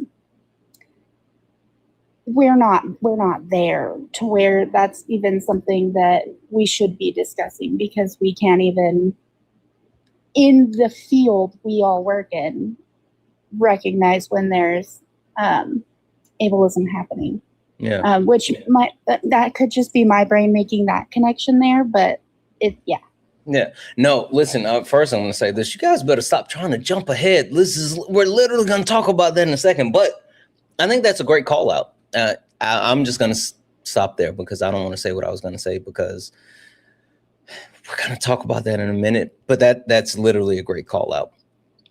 Really quick, guys, W's in the chat for Amanda for the $4.99 YouTube super chat to say, so excited for this round of late nights. And as always, I'm glad to be a part of the community. Amanda, thank you for that $4.99 YouTube super chat. Oh, hold on, let me go over here. Holy smokes, I didn't know Twitch was over here popping off. I'm sorry, Twitch. W's in the chat for Lana, who sent out 5 community subs. W's in the chat for Lana, who sent out another community sub. W's in the chat for One Mighty Pin, who sent out 5 community subs. Apparently we had a hype train. W's in the chat for Civilized, who sent a raid. W's in the chat for Atlanta, who sent out 5 community subs. And then we had another hype train. Holy smokes. W's in the chat for Twitch. W's in the chat for Twitch. I apologize, guys. I've been modding as well over in the YouTube vertical. These guys are off their rockers. But W's in the chat. Thank you all so much for all the donation, all the love. If anyone else like to support the live, you can do so. Cash App, PayPal, Venmo. Pay links in the link tree in the bio. Santana Speaks For You. Santana Speaks For You is the best way to support the live. If you enjoy late nights and you want to keep it going, please consider donating. Cash App. Everything's accepted. Anything's appreciated. Keep tapping the screen. We have the daily gift goal of the Let 'Em Cooks over on TikTok. If we can knock those out, that would be wonderful. Guys, make sure that you're reposting the live to your FYP and share it to your stories. You don't have to share it to a bunch of people, but just share it to your stories. Also, if you are interested in joining the conversation, I'm trying to get people in, as many people as possible. So please be patient, but join. Click the link if anyone wants to join. This is night 1 of the 4-night conversation around this topic, and this topic will absolutely be something where everyone is welcome. Corey, coming back to you for a second. So when breaking down the actual terminology, a lot of people love to claim freedom of speech, right? You can't stop me. This is freedom of speech, freedom of speech. Putting aside the actual lack of understanding of people when it comes to freedom of speech and, you know, how that applies to the government. What's the correlation between freedom of speech and freedom of consequences? There isn't one. Just because you have freedom of speech doesn't mean you are facing consequences. So if you call me a slur because I am a little too excited about birds or something and I punch you, you kind of had it coming. So if you're gonna say that it's your freedom of speech, well, then you don't get to complain when those consequences punch you in the face. Yeah. Do you think that a lot of people have ran from the actual, or a lot of people try to steer away from the consequences while actually engaging in the rhetoric? Yeah, because it's an excuse for poor behavior, in my opinion, because at the end of the day, I don't see how, because you have the quote unquote right to say something, it means that you should. If you have been told and have been given an opportunity to learn why a thing you have said or say is harmful, and you continue to say it anyways, you are at that point you are intentionally being harmful with the excuse of because I can, and that doesn't make sense in my head. Like, I don't know how anybody can make that make sense. Just because you can hurt people, you're gonna, like, that doesn't, I don't get it. Cora, do you think that like actual cancel culture exists? I think it tries to. What do you mean? Because there's always going to be, you can cancel somebody, but unless they make the decision that they're going to like leave the internet or leave Spotlight, they're once you're at that point where you have so many eyes on you, you're always going to have eyes on you because people like to talk. Yeah. I think there's the idea of cancel culture and then the reality of cancel culture, where the idea, depending on who you talk to, like they say, oh, people are just canceling because everyone's so sensitive and you can't say anything. And they say that's cancel culture. And then there's people that actually hold people accountable and say, well, you know, I'm canceling you because you won't stop dealing with this harmful thing. But then there's cancel culture where, to your point, people are quote unquote canceled, but they come back around and they lose 4 million followers in, you know, the quickest time ever, but they make another apology video and their makeup line continues to thrive and people continue to actually engage, even though they're openly harmful. So I think that while there are consequences that exist, certain people are somehow absolved from said consequences. And I think that's why people think that just because someone else has the quote unquote freedom of speech, just because Donald Trump can say all of those things and still become the president of the United States, then I should be able to say all those things and, you know, do whatever I want, be able to keep my job or be able to keep my teeth. And a lot of people don't understand that while there may not be direct consequences for that person in that time, there's always consequences for the actions, and you're not them.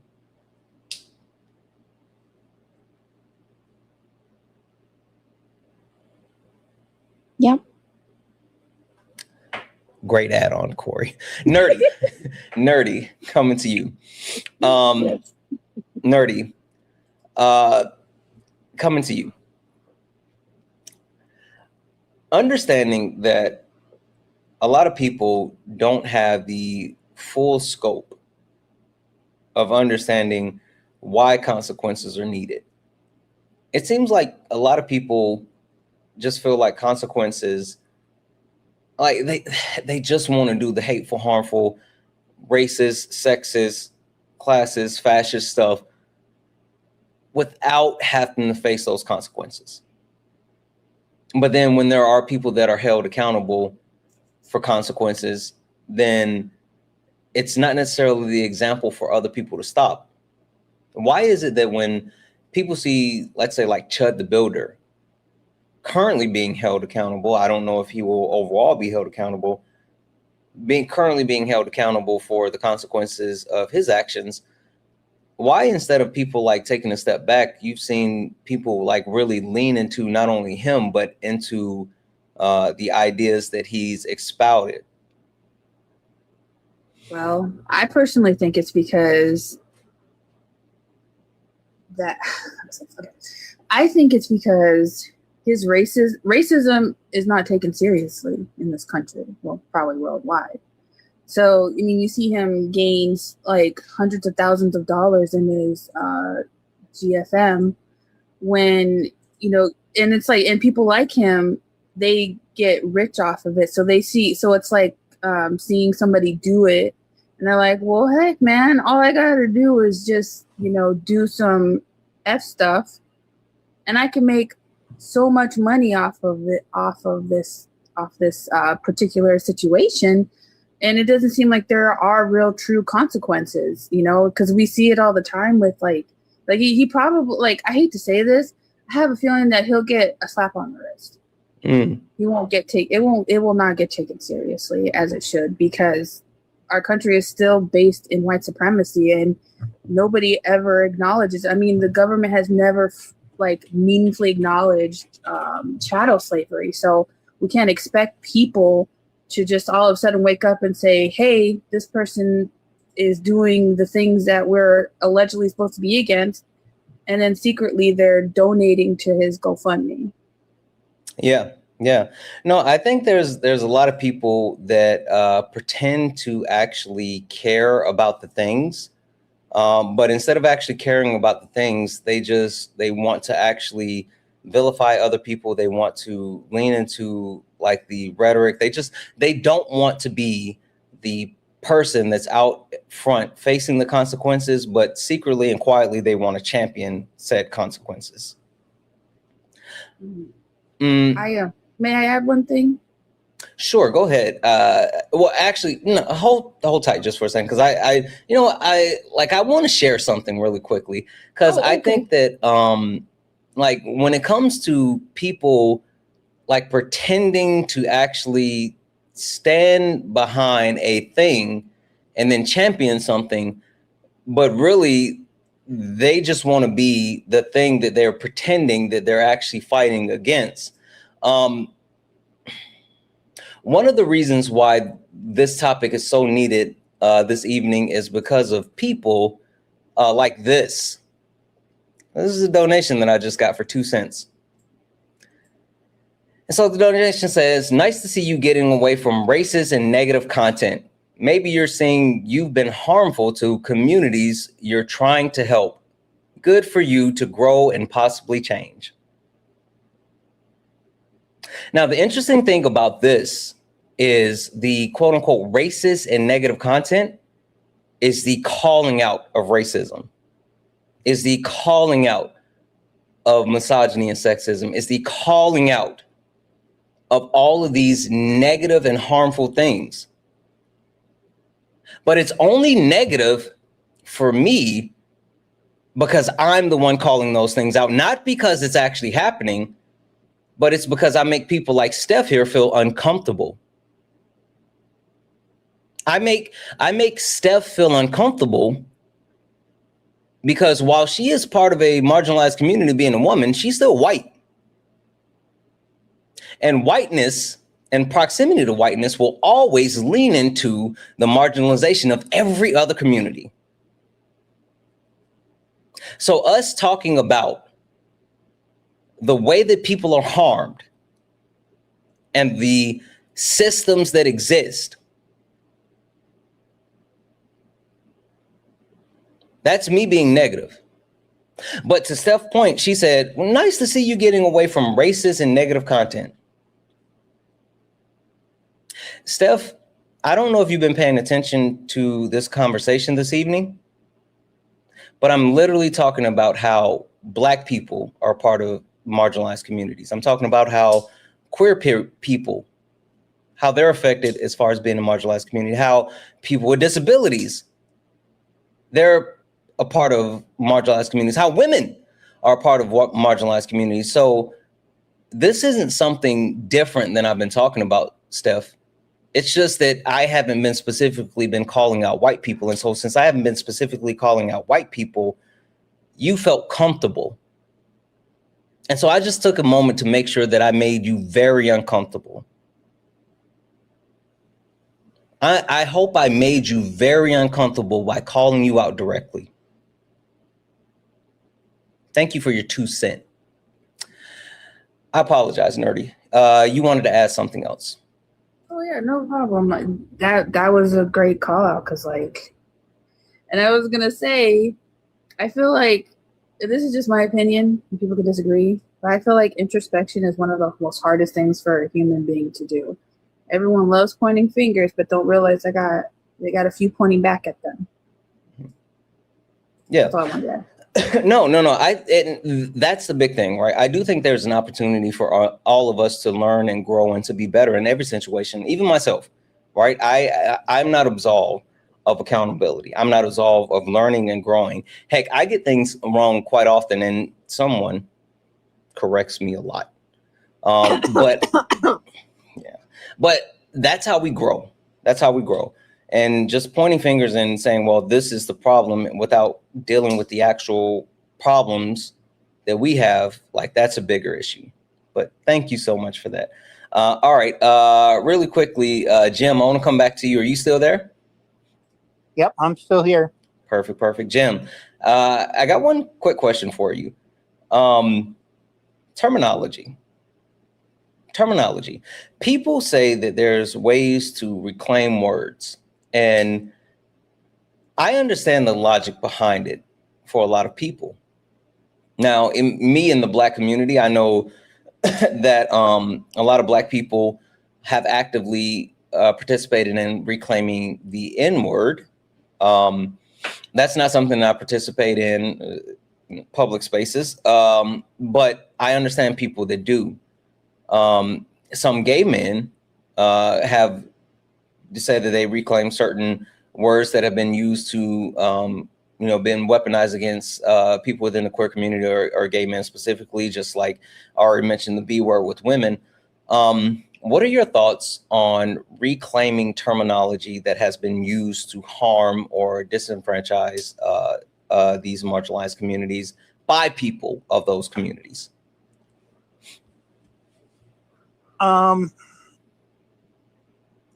Quite frankly, I think that once a word has been used for for violence or for or has gotten a very negative connotation. Mm-hmm. It just needs to not be used. Period. So you're not someone that subscribes to actually reclaiming words? No, absolutely not. You know, and it's something that honestly I just learned maybe a few months ago, and I think it was on your live. It was either on you or Dean's. The R slur.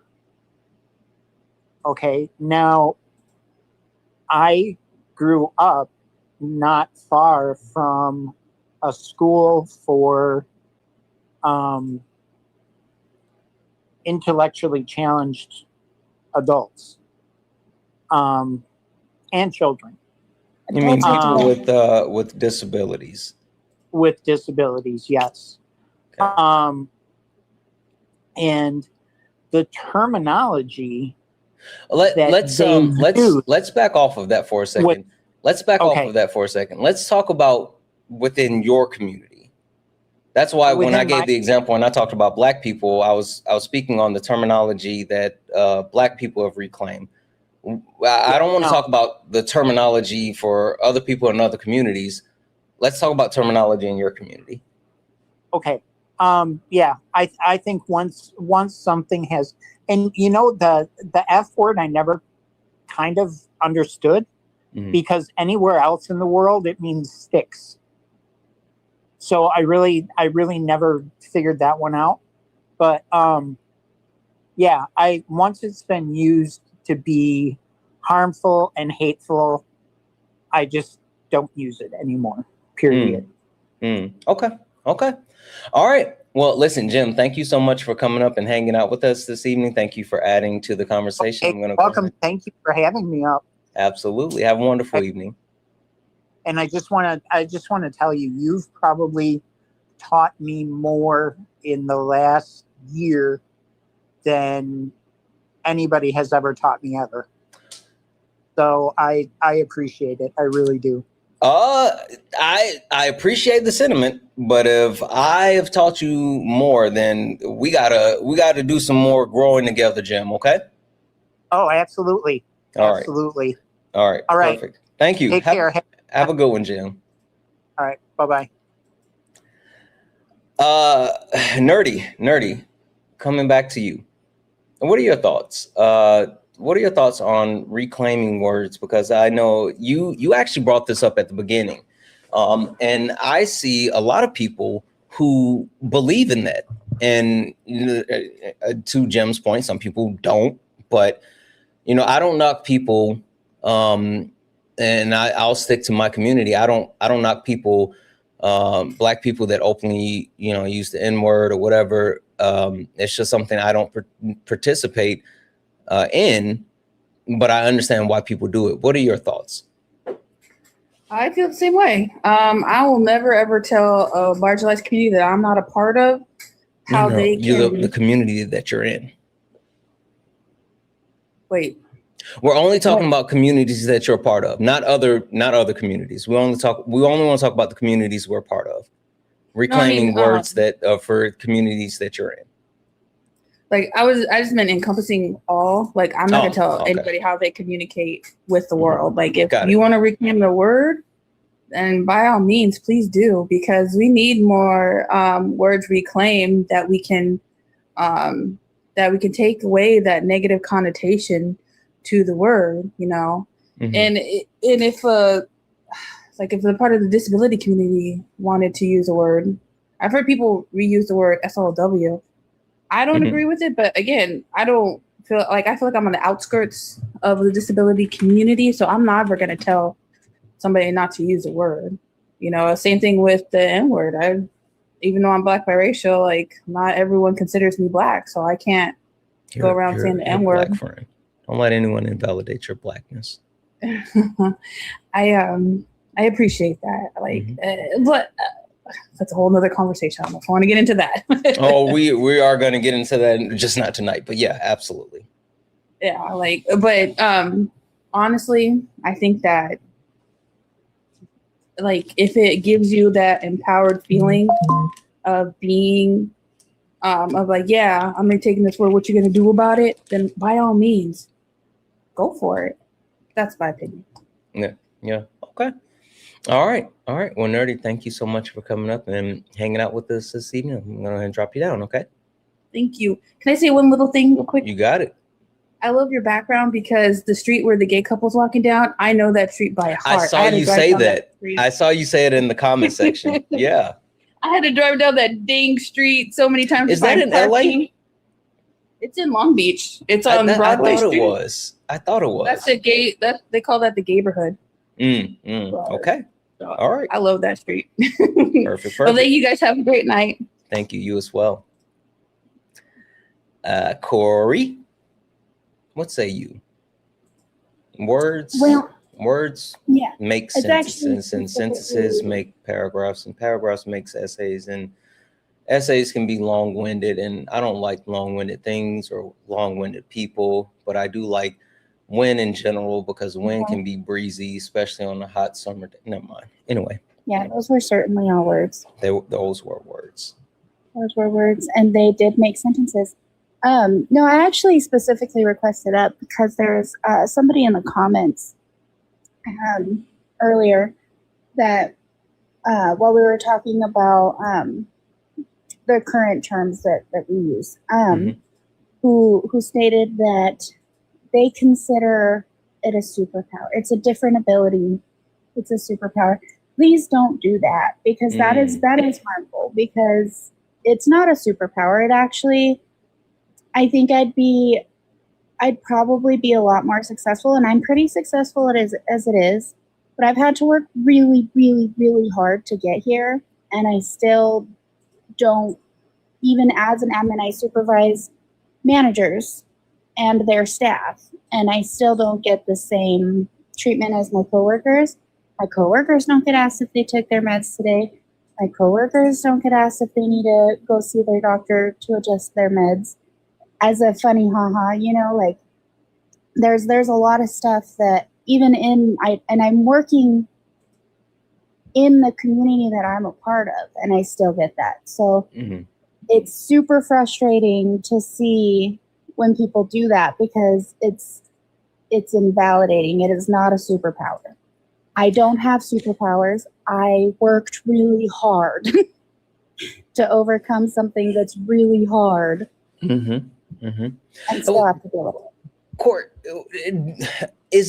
would you say that's parallel to the like I know for a long time within like the workforce, the office spaces, it was like socially acceptable the way that like men objectified women, and they would do things like smack them on their behinds and catcall them or like all this other stuff.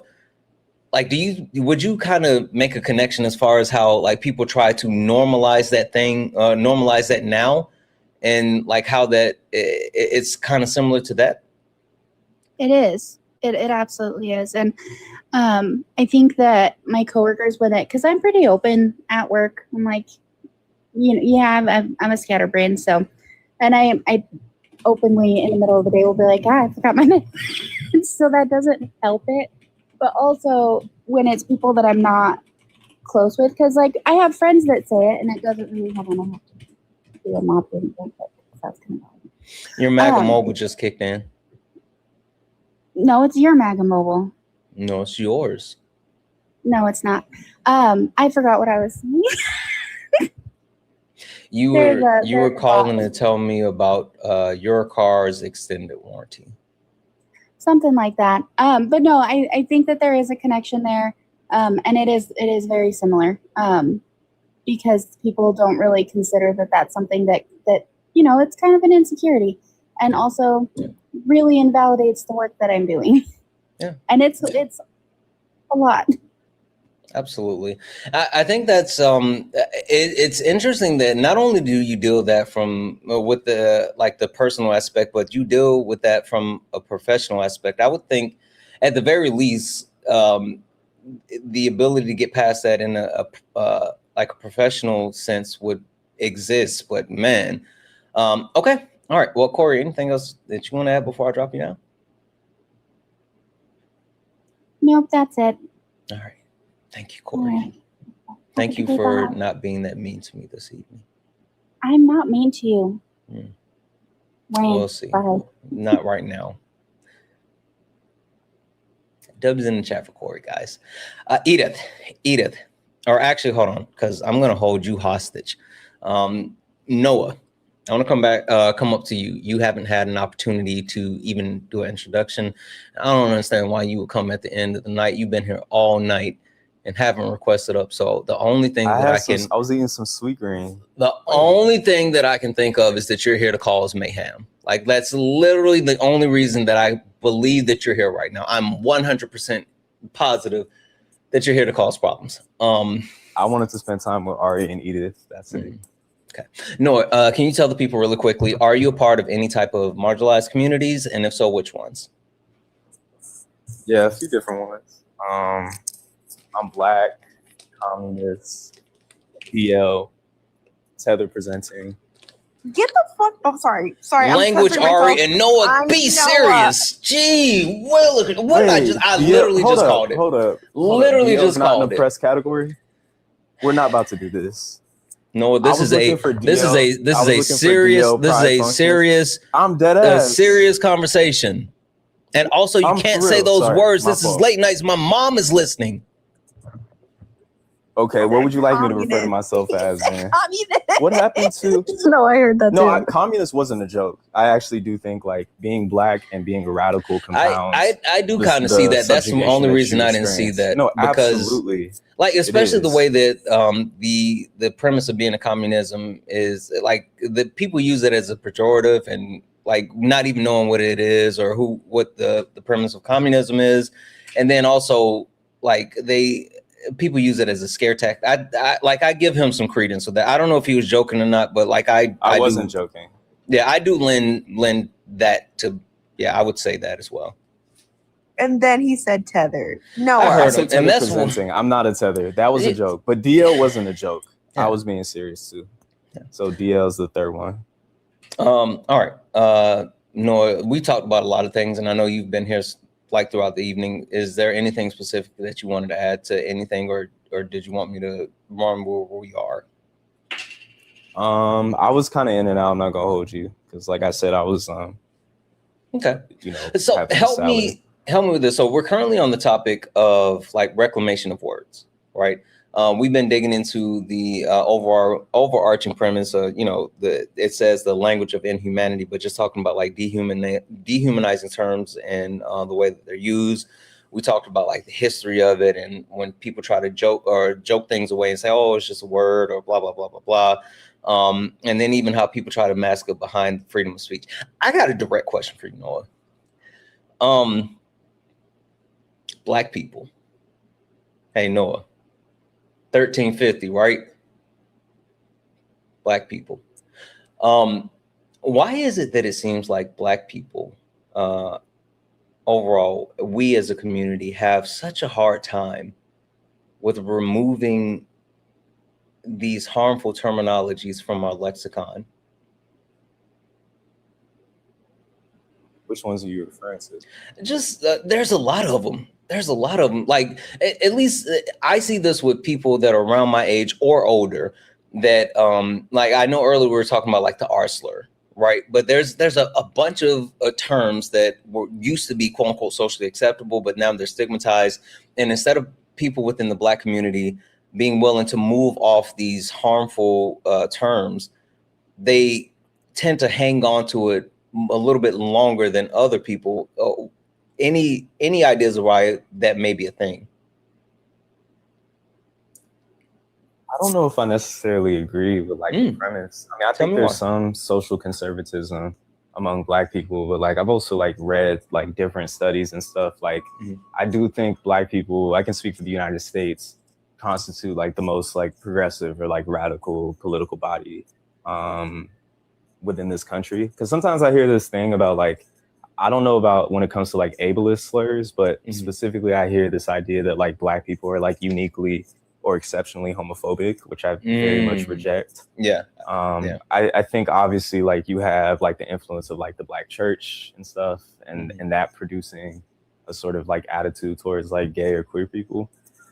But I don't really think Black people as a whole are like. Why do you think that's been pushed? Because I've heard that as well, and that's not necessarily something I've seen. Like now that I sit back and think about it, and I know it's anecdotal, but like, yeah, why do you think that's perpetuated? Yeah, I kind of think it's just like symptomatic of like a general anti-Blackness. One of the ways that like I understand Blackness is like through a set of contradictions, and this has kind of been like the story since Blackness's inception, right? And so you have, for instance, this idea that like Black people are worthless, right? There's been a whole discursive apparatus that has tried to, you know, depict Black people as worthless, and yet Black labor and the extraction of like surplus value from Black people has made modernity as we know it possible. And so you have the simultaneity of like Black people being worthless, but also like indispensable for like nation building as we know it, right?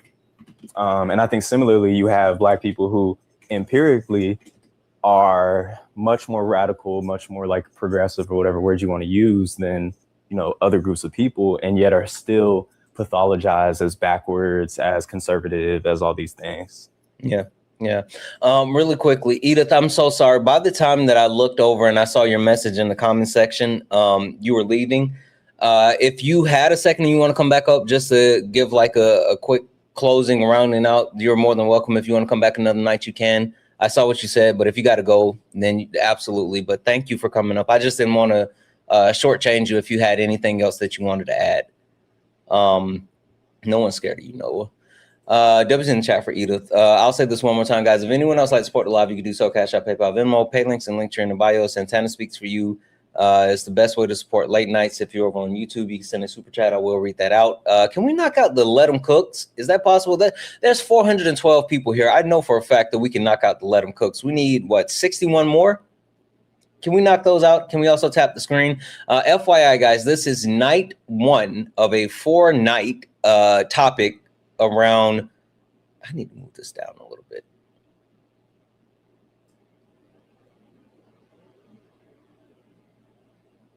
Persons to person. Sorry, now I'm fixated on the background. Where's the humanity? And the reason, like, we were supposed to be doing, of course, Edith, we're supposed to be doing intersectionality this week, but it seemed like as a community, we were struggling with some of the things. Ari even had to come up and check you guys earlier when I didn't see it. And I think it's something that we need to make sure that we are actively aware of, actively addressing, and actively trying to be better as a community. So instead of doing intersectionality, we're dealing with the harmful rhetoric that can be knowingly or unknowingly perpetuated, and how those things continue to exist and persist. All right, so we're at the end of the night. It is t-shirt time, but since I have you two up here, I kind of want to do a teaser. So, Ari. You're eye for an eye, and we're all harmed. That speaks to the fact that people don't understand when utilizing or weaponizing, whether it's these systems or terminologies or things like that, people who are part of these marginalized communities, yeah, they're going to be impacted, but also other people can be impacted that's not a part of the community. One thing that I would love to have you talk about is the way that people who are part of these marginalized communities, how they may respond to the actual violence that's coming their way, and why people may not be accepting of said reaction. Example, Black people experience racism. Someone is openly, actively weaponizing racism, engaging in racism, causing racism, or whatever the case may be. And then Black people respond in some type of violent way, whatever the case may be. And then people say, well, they shouldn't have done that. They shouldn't have said that. They shouldn't have acted that way. they made it a bigger deal than it should have been. And why do people think that they can dictate the reaction of those marginalized communities when they are harmed?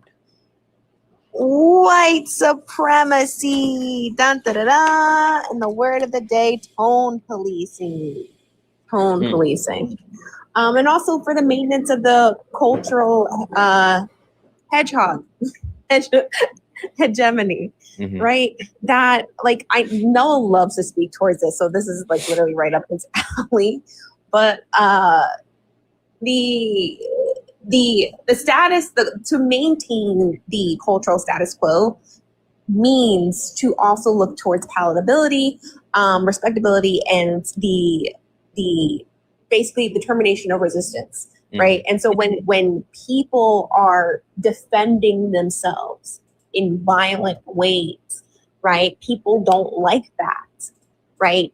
And like we saw this with the LA riots earlier in the year, or earlier in the administration, with people in LA resisting ICE arrests, because I want us to be very clear, what ICE was doing was extremely violent. They are actors of the state. They are violent actors. And overwhelmingly, you saw people responding with the protesters, them throwing back smoke boom booms and all that stuff. People are saying, like, why are they doing that, right? I want us to recognize, right, that violence, they are just defending themselves against state-sanctioned violence towards them. But instead of you focusing on the violence that's being done to them and them responding in self-defense, you're more focusing on the tone policing of their response. Well, you don't have to throw those back at them. You don't have to set a car on fire. You don't have to do this, instead of actually looking at the perpetrators. So, and that's what white supremacy does. It turns the lens onto the response, victim blaming the victims and their response to the victimization, instead of looking at the perpetrator of the violence in the first place.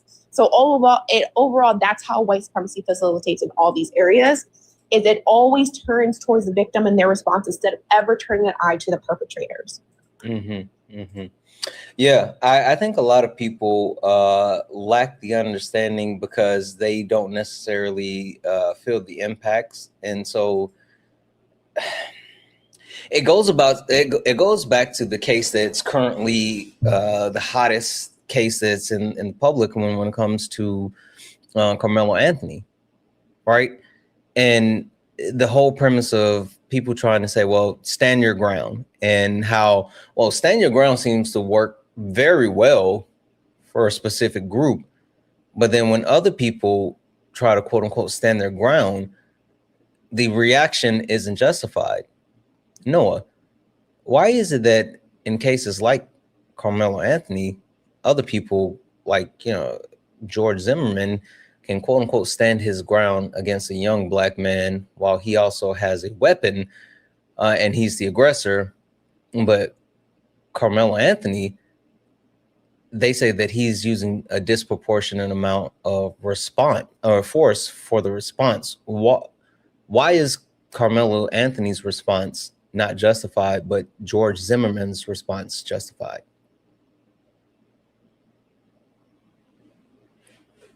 Because I think part of blackness is like always already being considered like delinquent and like a criminal. And so like, because of that, you're always going to be like precluded from being like a victim within this like white supremacist, like libidinal order. And so I think in a lot of ways, like the harm and violence that is enacted onto black people in the eyes of, and actually I won't even say white, I'll just say like non-black society is like not legible. There's a really great, one of my mentors, highly recommend, Tyrone Palmer. He talks about this. I think the piece is called Otherwise Than Feeling or something. And he talks about, I believe it's some black woman who had her child like unalived by the police, and she was like in court for it. And, she was crying or whatever. And I think the judge made some comment or like was like essentially like not comprehending why she was expressing that type of grief, which like I think objectively is very understandable if your child was unalived by police. And he ties it into this like theory that I'm a fan of called affect theory or whatever. But yeah, I think it's that. Yeah, no, I agree, and I think even more than that, the way that society structures the response of people. I can talk about other marginalizations, but everything that I do and speak from and how I engage is through the lens of Black men. Is through the lens of a Black man, and so understanding that Black people have been vilified, looked at less than, were called subhuman, and then when they could no longer deny that we were human, they shifted to saying that, you know, we were unable to coexist within society. We were violent, we were lazy, all of these other things, right? And all of that has always been justification to say that no matter how we respond to the actual life-threatening events that we experience on a day-to-day, we should never meet those life-threatening events with anything but kindness. I talk about this all the time. Like I always say, I've always been more Malcolm X than Martin Luther King, because I think the premise of like non-violence is silly. Like I'm not someone that actively seeks out violence, but I will never be someone that actively allows violence and I quote unquote turn the other cheek. So I think a lot. You know Frank Wilderson? My bad. Didn't want to interrupt you. No, who's Frank Wilderson? You heard of like Afro-pessimism? Really? I feel like Sean brought it up. Maybe Sean says a lot of stuff, and also I've been all over the place a lot lately too. So I might have heard it, and then I'm not thinking of it in a moment. What is it called again? Afro-pessimism is a body of like theory within Black studies, but there's a book called Afro-pessimism by Frank Wilderson, and he has this like one paragraph that I'm thinking of that he talks about like the inability, this sort of like unconscious inability to see injury, right, when Black people are harmed because of the way that Blackness has been constructed within, you know, like the libidinal economy. So he engages with psychoanalysis and has this concept of like social death that constitutes the position of Black people. And essentially like, because Black people are seen as objects, they can't be harmed. And so this type of like, this notion of self-defense is sort of like unintelligible because of the fact that like Black people are excluded from the category of human, right? Objects don't defend themselves.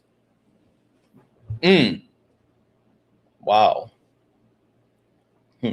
Okay, I'm gonna have to read up on that. That's I'm almost done with the 1619 project, and I know they were talking about that a lot in the sense that when it came to like the way that colonizers portrayed Black people, and they only looked at them as far as being humans when it came to being accountable for actions like breaking a law, but outside of that, they were objects and had no autonomy. So I think that's like exactly what you're saying. Okay, I want to put a bow on this because we are over, and I'm trying to be better with time, especially because we got multiple nights going for the rest of this evening. But Noah, I'll come to you, and then Ari, I'll come back to you. Noah, just to kind of round this out.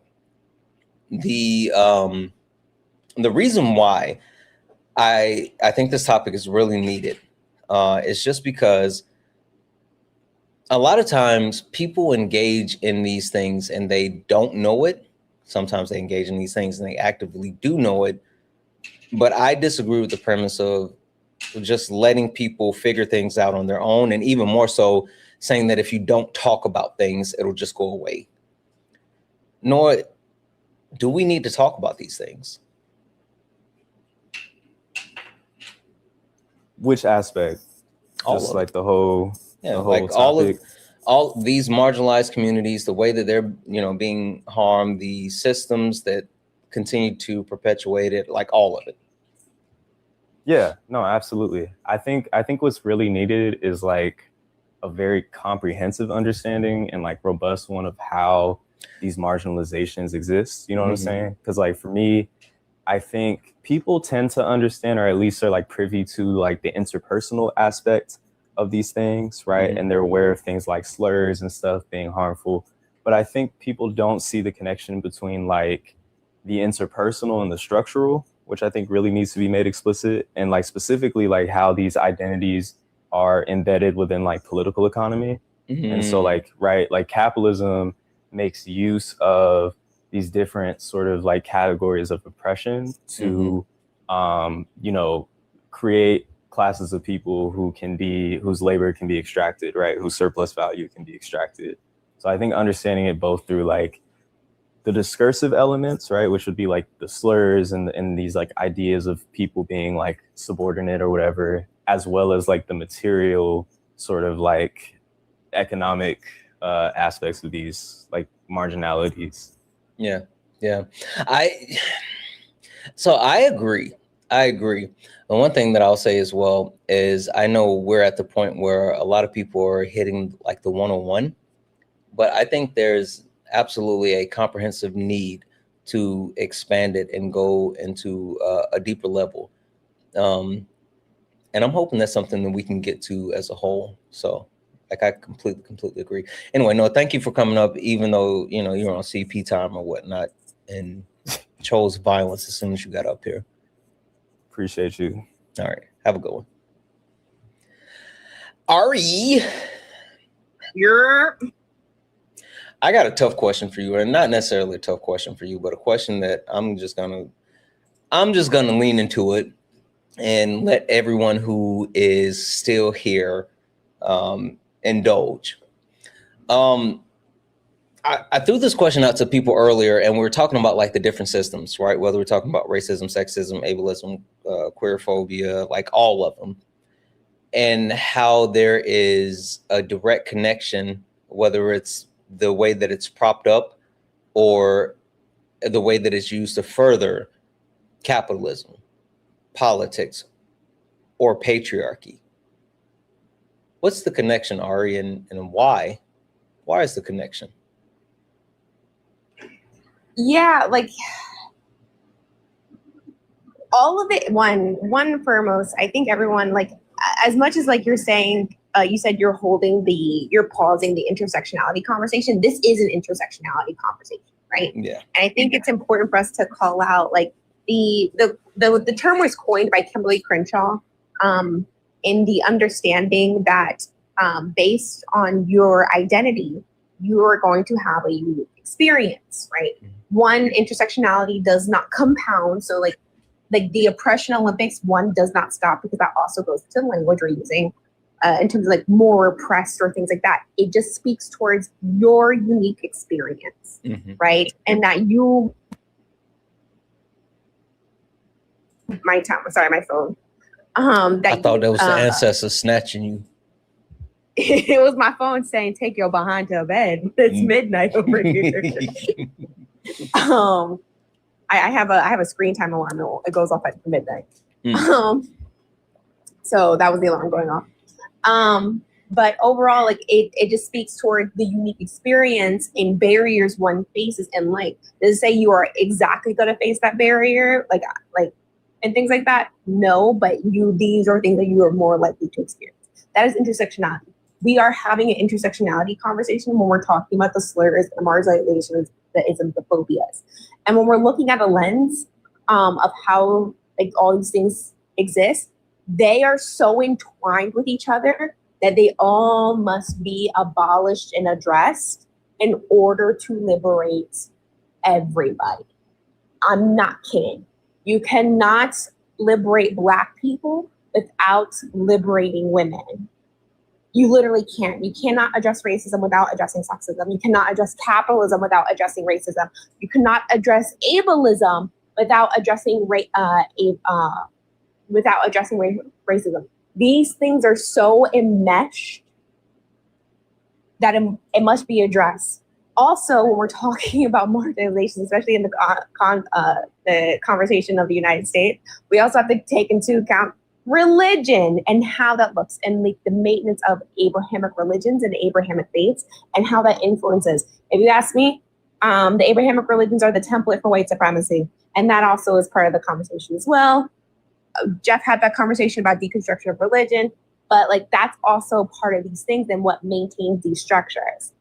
And so All those things need to be addressed. Can sexism and racism exist outside of capitalism? The answer is yes. So deconstructing one does not mean the deconstruction of all. They all simultaneously need to be addressed, and we all have to do our part to deconstruct how we fit in these things. And even if we are in that marginalization, so even if we are women and we are marginalized via our gender, there are still things we need to unpack in terms of our internalized misogyny that participate in, or that are our socialization within a patriarchal construct. Yeah. Listen, that's why I said I was going to throw it back to you, because I think that's one thing that a lot of people don't understand, and a lot of people don't call out. And understanding that, like, the things that we're talking about, like, it can't be targeted for just one specific aspect. We have to take a look at the entire connections, and we have to see how they overlap, and we have to address all of them. If we want to make any type of real change, if we want to have any type of real effect, then we have to address all of them. We can't just address some of them and think it's gonna fix everything. So, anywho, Ari, so, sorry, go ahead. I was about to kick it back to you and say, is there anything else that you wanted to say to the people? Yeah, all I was going to say is, like, especially I want this to be very clear, like, homophobia and transphobia are also tenets of the patriarchy. Mm-hmm. Patriarchy just exists for the maintenance of a society structure that favors men, and it has a bioessentialist nature to it, right? And so when you skew away from that bioessentialist nature of the patriarchy, right, that's where you are recipients, depending on your identity, of misogyny, homophobia, or transphobia. So literally, even within those intersections, it's still patriarchal violence. So I want to be clear, that's typically why you see a lot of people typically talk about patriarchy, racism, and ableism, because all those things, that patriarchy embeds homophobia and transphobia as well. I just want to make that really clear to people. Absolutely. Well, Ari, I appreciate you coming up. I appreciate you adding to the conversation. Are you coming back this week? Yeah, of course. I love conversations like these. Intersectionality. These are my favorite topics.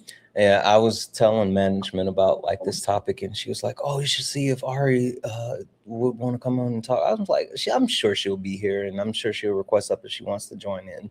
So, you were requested. W management, we stand management. Love you down. Thank you for having me up, Santana. Thank you. You have a wonderful evening. All right, guys. All righty. WSK. All right, we're gonna go ahead and call it here for the night, guys. But we will be back tomorrow evening with this exact same topic. If you didn't get an opportunity to join the panel this evening, I know there were a lot of people that wanted to actually join the conversation, but you guys weren't able to do so. We'll be back tomorrow, and this topic will be one that we cover on Monday night, Tuesday night, Wednesday night, 4 nights, 2 hours, late nights with Santana. So this is something that we are just getting started with. So if you did not get an opportunity to join the conversation, then hey, that's not the only night. I do want to take a quick moment. So JJ sent a $4 donation, and I appreciate you even acknowledging this wasn't the focus of the conversation this evening.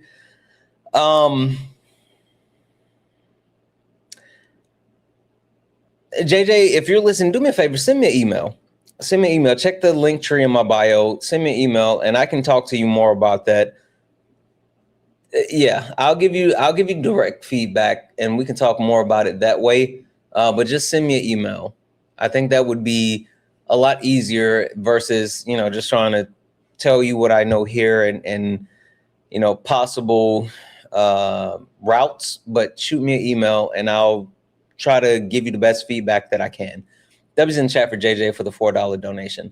All right, guys, we're going to get out of here this evening, but we will be back tomorrow morning with Sparring with Santana. We will be getting into some debates tomorrow morning, and we will be back tomorrow evening for Late Nights with Santana, debates in the mornings, panel discussions in the evening, community focus always. Listen, guys, the thing that I want to leave you guys with, and I know for a fact that a majority of you people that are here this evening that's listening, you're not really the ones that we need to be talking to. You might be in certain situations the ones we need to be talking to, but it's your siblings that tend to show up more for sparring, but they don't necessarily show up for late nights.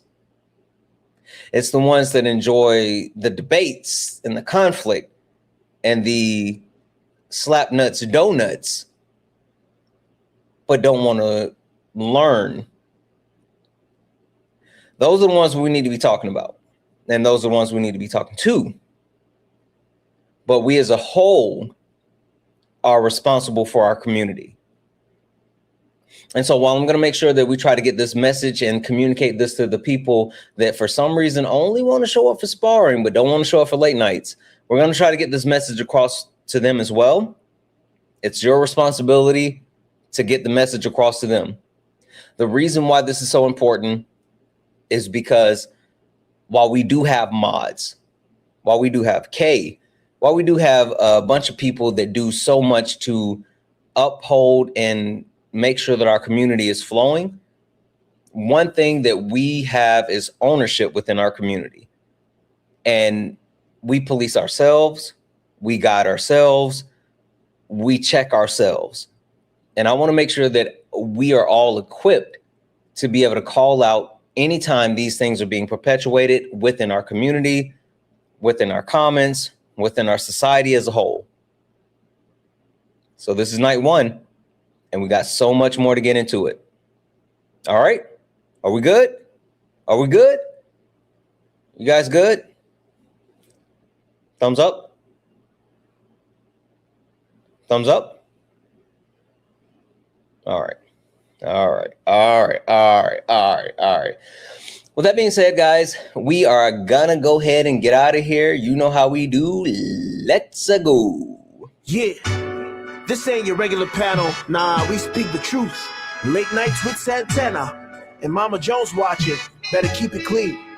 Let's go. Late nights, truth in the convo. Everybody get a seat at the table. From the block to the books, we mindful. No screaming, just dreams and the Bible. One mic, one voice, we build bridges from the heart of the hood to the world's big issues. Politics, pay, different cultures. But the real ones listen before they rebuttal. Late nights with Santana. Yeah, Mama Jones watching, so keep it grown.